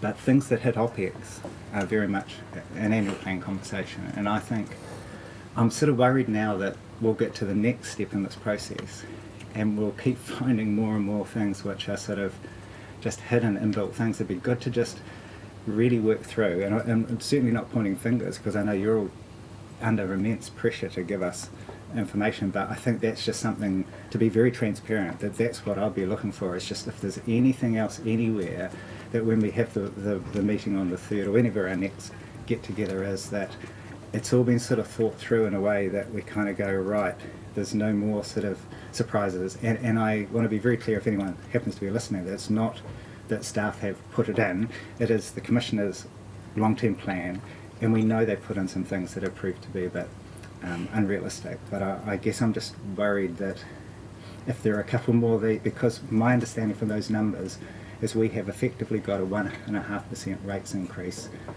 that's kind of factored in every year for the 10 years because that's what that amount of money equates to. And so if you said to the community, did you know the Commissioners had sort of hidden a 1.5% rates increase, they would be kind of not too happy about it. But that's effectively what it is. We're actually up 1.5% because we can't realistically claw back that without making cuts to things that presumably will flow through to genuine, on the ground interactions that the public might have. So I guess I'm trying to be transparent in the hope that it's not a blame game or anything like that. It's just to I'd love to think we can get it all out in the open as soon as possible. I'll let you, because I can see you dying to hit the button, and then perhaps I can compliment that. Okay, so I just want to say these haven't been hidden. They were made in public meetings, and we have always disclosed in our variances that a savings target has been included. Those savings targets are, right, you haven't had time to do it yet, but we expect you to do it over the year, so they get made permanent. And that's what Tracy said, that $4 million target to save wasn't just a one-year save, then it bounced back up again. It's permanent. It's just that when you look at budgets to compare what's happening, you're seeing the effect of it. But they are initial targets that then the executive work through with senior leaders to try to make those permanent. So just yeah, wanted to I clarify understand that, but the point is that because we didn't know that, we have expectations, and the public therefore have expectations that we can easily claw back, you know, X%, whatever X is, but now we're actually X minus 1.5% of rates. You know, that's the reality of it, and I guess all I'm saying is you have that understanding because you're in the meetings with the commissioners and they instructed you to do it, and it's not on you, it's on them. But most of us weren't in all those meetings and don't know all that detail and didn't pour through. I mean, I looked through a lot of that financial strategy. I did not pick that up. It might be on me, but I think it would be unlikely many people in Tauranga would have seen that.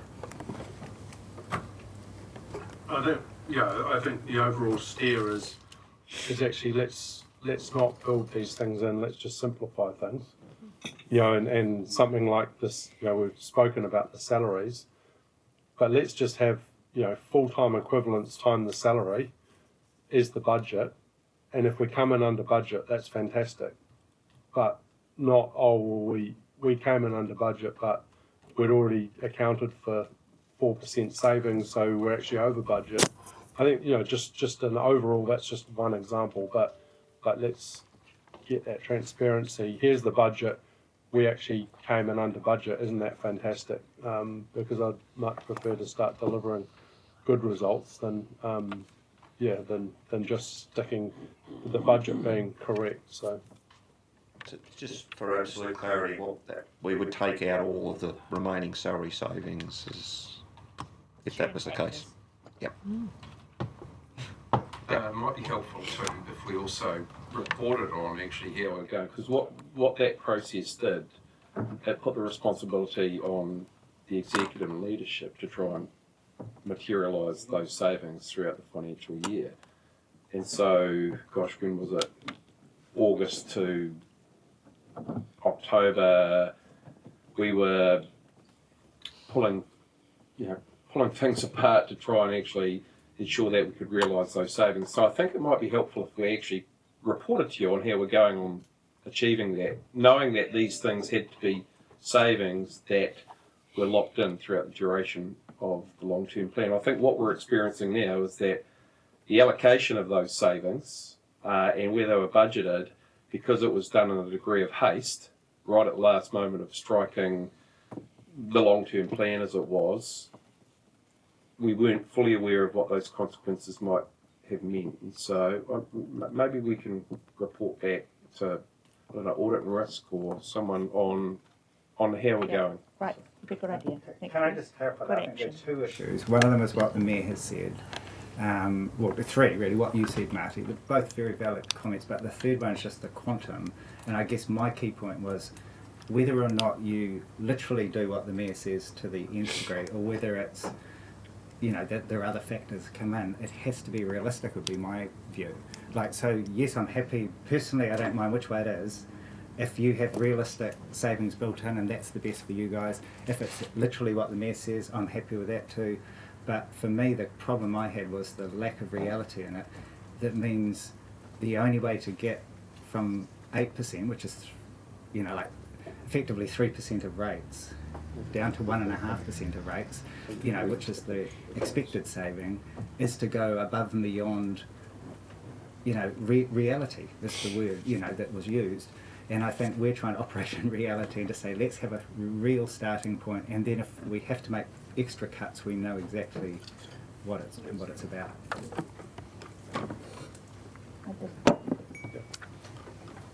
I think I also see this, and as a manager, I have often looked at my budget and been told by the board that it's too high and had to cut it back, and myself have said, okay, I can cope with the position vacant for 6 months rather than 3, so I have built that into the budget that I've very clearly given to my manager or my board. So I think that's absolutely a way that an organisation operates.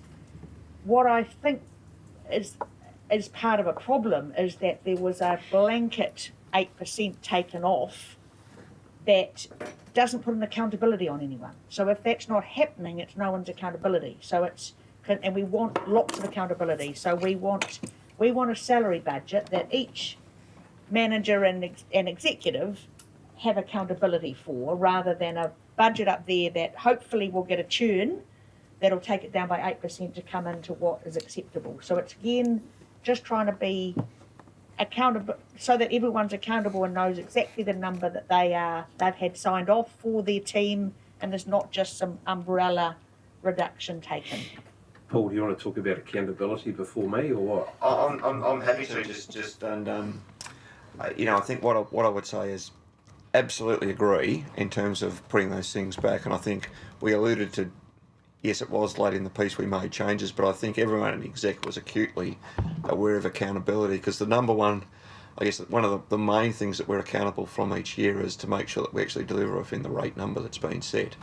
So there was always that acknowledgement that if there was anything that was put in at that more corporate level of saving, that we needed as an executive to find that through the year to get that rate number down to where it's needed. And that, I think that's a good... Yeah, so look, accountability comes when we deliver our annual report and the cost savings that were expected, if you like, and built into the budgets, weren't realised, and we've spent more on a budget line than was allocated. Early in this financial year, every single third-tier manager, via their general managers and the finance team and the HR team, went through a process to try and understand where those savings would be realised from. It was quite an extensive process. We probably had 2 or 3 waves of it. And so I think it's important that we actually report. Yeah. Surely that'll come through the 6-monthly reporting early, what? Quarterly, I think. Quarterly. Next week. I like. Yeah, next week. Yeah, but it's the 6-monthly True. report, Correct. which is delivered on a quarterly Every basis. quarterly basis. Yeah. Great. Perfect. Yeah. Thank you. Yeah. Do you want to talk about it? And hopefully we're on target. Yeah. But they have all been. Have our meeting on a Tuesday, so you've got Monday. So just following on from that, so what we presented here was the LTP budget as requested, but we operate a revised budget. So the revised budget would not have that 3.5 million sitting in digital. It was taken out and allocated, as Marty has said, across the business. So when we report to you with the revised budget, that's why it's called revised, because those savings targets were allocated. Right, thank you. We'll keep moving.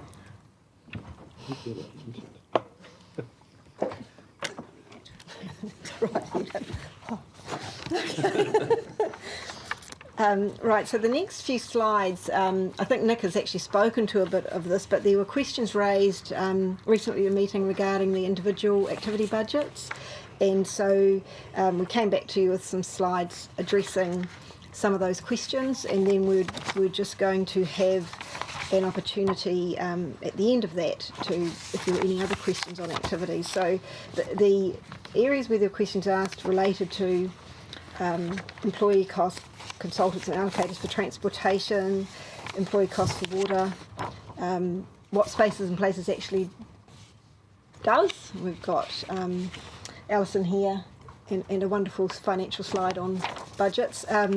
So if we just work through those, but this is really your opportunity if you had any other questions arising from that deck that was circulated a couple of weeks ago.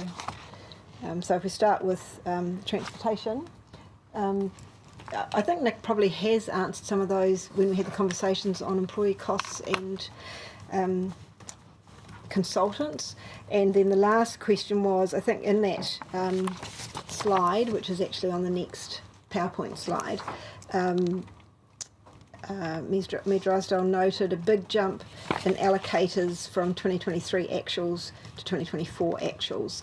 And that's where I was saying we had, the organisation had changed a lot in terms of its capital budgets and things, and we hadn't actually managed to change the percentage allocations to each activity. So transport got a very cheap year, and activities like building services ended up with allocators they couldn't, it was a mistake. And so we did a review of those drivers and changed it the following year. And I would note that this year we will also need to change the allocators, the amounts allocated once we land that final budget, because there have been changes from the reset that make some of those allocations not quite fair. So that will happen.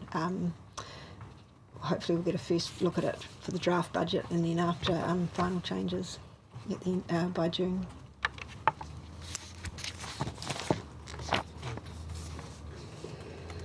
Now the time left. Now's the time. Yeah, so Glenn, you mentioned some differences between stormwater, wastewater and water supply, and why the salary savings, salary decreases and what's capitalised were sort of out of kilter. Yeah, they seem between the three and the consultancy costs, and then looking at the capex, and then looking at the overall OPEX, they all, I couldn't quite see a logic. I thought a narrative is probably the easiest. Yeah, so what makes the big difference there is if you look at the capitalised salaries decrease for water supply. And what's driving that is that we've now built Waiari. We have the supply sorted, and in our program, well, supply sorted might be a bit of an overstatement. We're about to go through a consenting process, but that's a program where we felt we have actually the biggest opportunity to change around the capital works. Whereas in wastewater, we're going flat stick to keep, that's the technical term, to keep up with the growth, with everything we're doing at Chapel Street and Tauranga.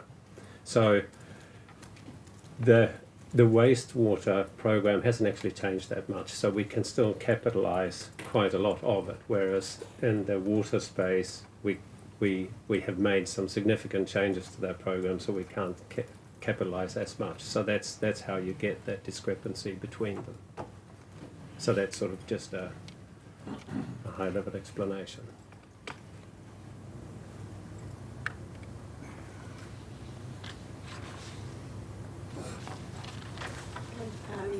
There's nothing else. Carolyn, could you just move the slide through to spaces and places? So there was a general question around what Spaces and Places does, and we just thought it's mainly narrative, but since this was a finance presentation, we did put finance cost centres up in a table. Thanks. That was, so we did do that activity sheet that was circulated, I think, last week. The weeks are merging in together, aren't they? Which gave an overview of what Spaces and Places does. And I guess what we've got up here is Spaces and Places proper. And I say that because the activity that Alison manages includes a lot of other things like the historic, the holiday park and McLaren Falls and Omanawa, and so there's a lot of other activities within that team. So what we've got up here is some numbers, because it is a finance presentation. The one note I'd make is there was quite a lot of money that was taken out of Spaces and Places and put into city operations to account for the roles that they were doing now instead of it being undertaken by way of contract. But you'll see the notes there in relation to depreciation, interest and the grants that we've got. That's kind of neutralised that a little bit. So I guess Alison's here, it is her activity, so I thought she had an opportunity to explain or answer any questions that you may have on what around Spaces and Places. Over to you, Alison. Thanks. For any questions? So cemetery, as we were there last week, where does that fit in here? Doesn't. Oh, I know. Right. Is that on? No. Right. Cemeteries is its own activity code, so it's got its separate budget lines. Yeah. No. And difference between passive and active reserve, one sports fields. Yes, so the active reserves is all of our sports fields, and also we look after the property that's associated with that if there's buildings on there that we own and lease. And then the active reserves is basically all of our open space that's not used for any kind of structured sport. So playgrounds come in under there, but also the dune restoration system and all those types of things as well. That's the other way around. Passive reserve. Sorry? Passive reserve. That's what I, yeah, sorry if I said it wrong.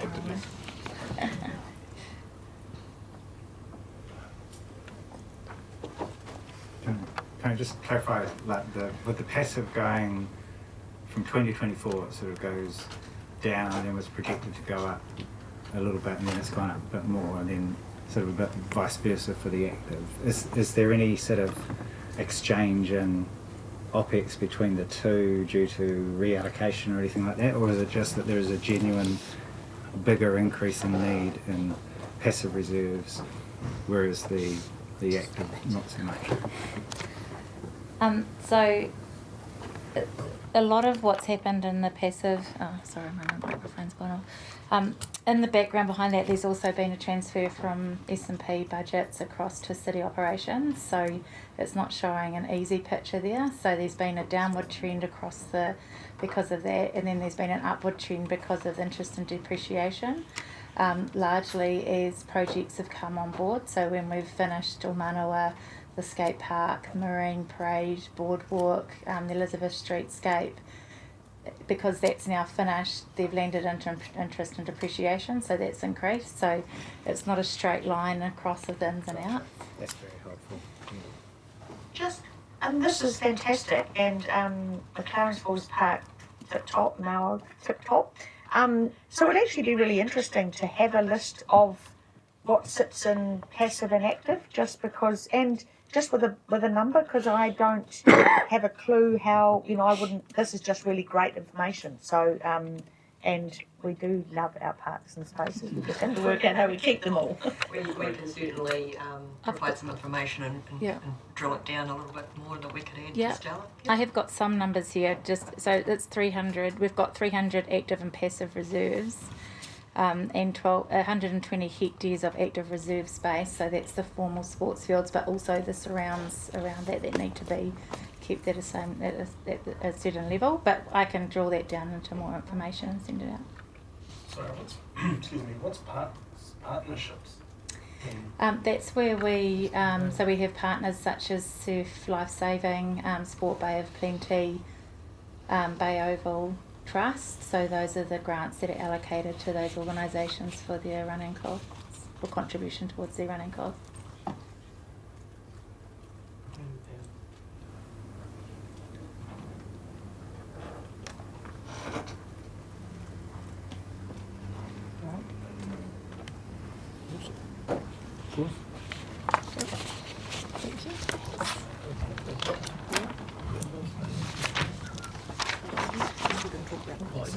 So that's actually the end of our presentation. We do, if you wanted to ask any other questions or look at any of the other activities, we do have those slides, sorry. Sorry, and Alison's just left. So where are just thinking about netball and Blake Park and Bay Park, where do they fit in? Oh, so they'll be an active. Okay, so it's all of our sports fields. Sorry, Alison. I just asked whether talking about netball going to Bay Park and just where that would all that all sits in, all the sports stuff's inactive. Yes, it is, but that's the capital project. So this is only obviously referring to operational costs. But we still pay a little bit of operational to Lake Park. Oh yes, sorry. As far as the ongoing maintenance of those spaces, that comes out of the active reserves budget. Yeah. And so any changes that are anticipated are incorporated as far as you can. As far as we can. Sorry, just to clarify what I was saying. So, there's a mix of when it's that BAU maintenance that city operations does for that budget sits in city operations. So the budget that we've got here is if, like for example, if we've got a facility on an active reserve that we need to maintain, or there's damaged bollards, or it's that kind of other maintenance over the top of the mowing and maintenance and gardening that sits in these budgets. Okay. And if they broken down, if city operations break them down on the same sort of, do we know what city op spends on Blake Park, so you can put them together and know what it costs, sort of? Yes. Good answer. Just thinking whether I can let myself. You did.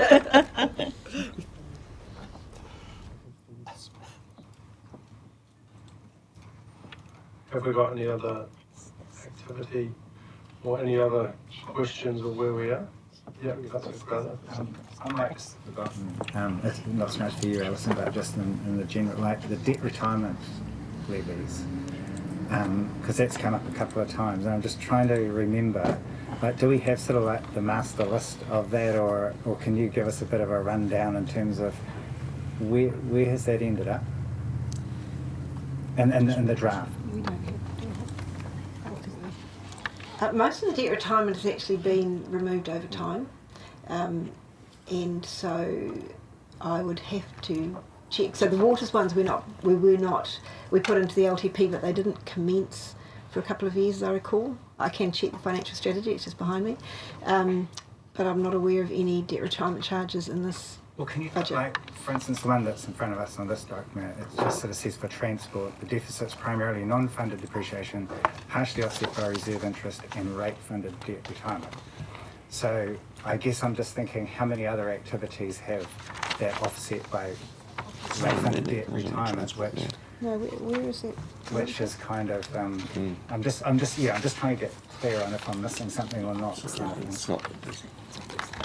Sorry, it's on OPEX loans. So that other debt retirement that we put through the financial strategy for waters was to try to deal with that total level of debt. Yeah. But when we bring to you areas of OPEX that we say it would be better, we request approval to loan fund, to avoid these loans being stranded, we agree to a debt retirement charge.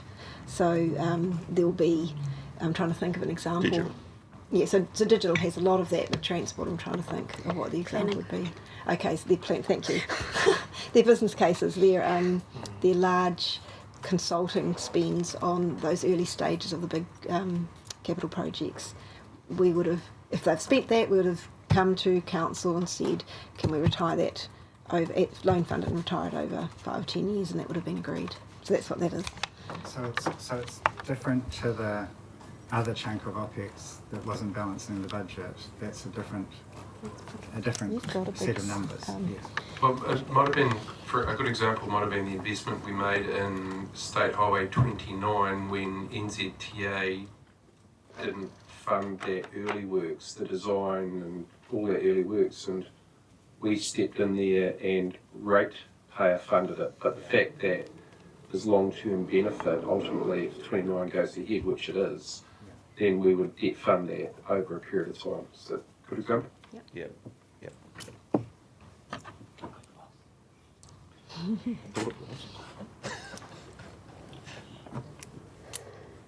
Any other questions on that? All right, thank you. I think, yeah, we can probably wrap this part up. I think it would be good to have a little bit of a publicly excluded session. There's probably a few questions around some of the more confidential matters. Is that? Yep. Thank you.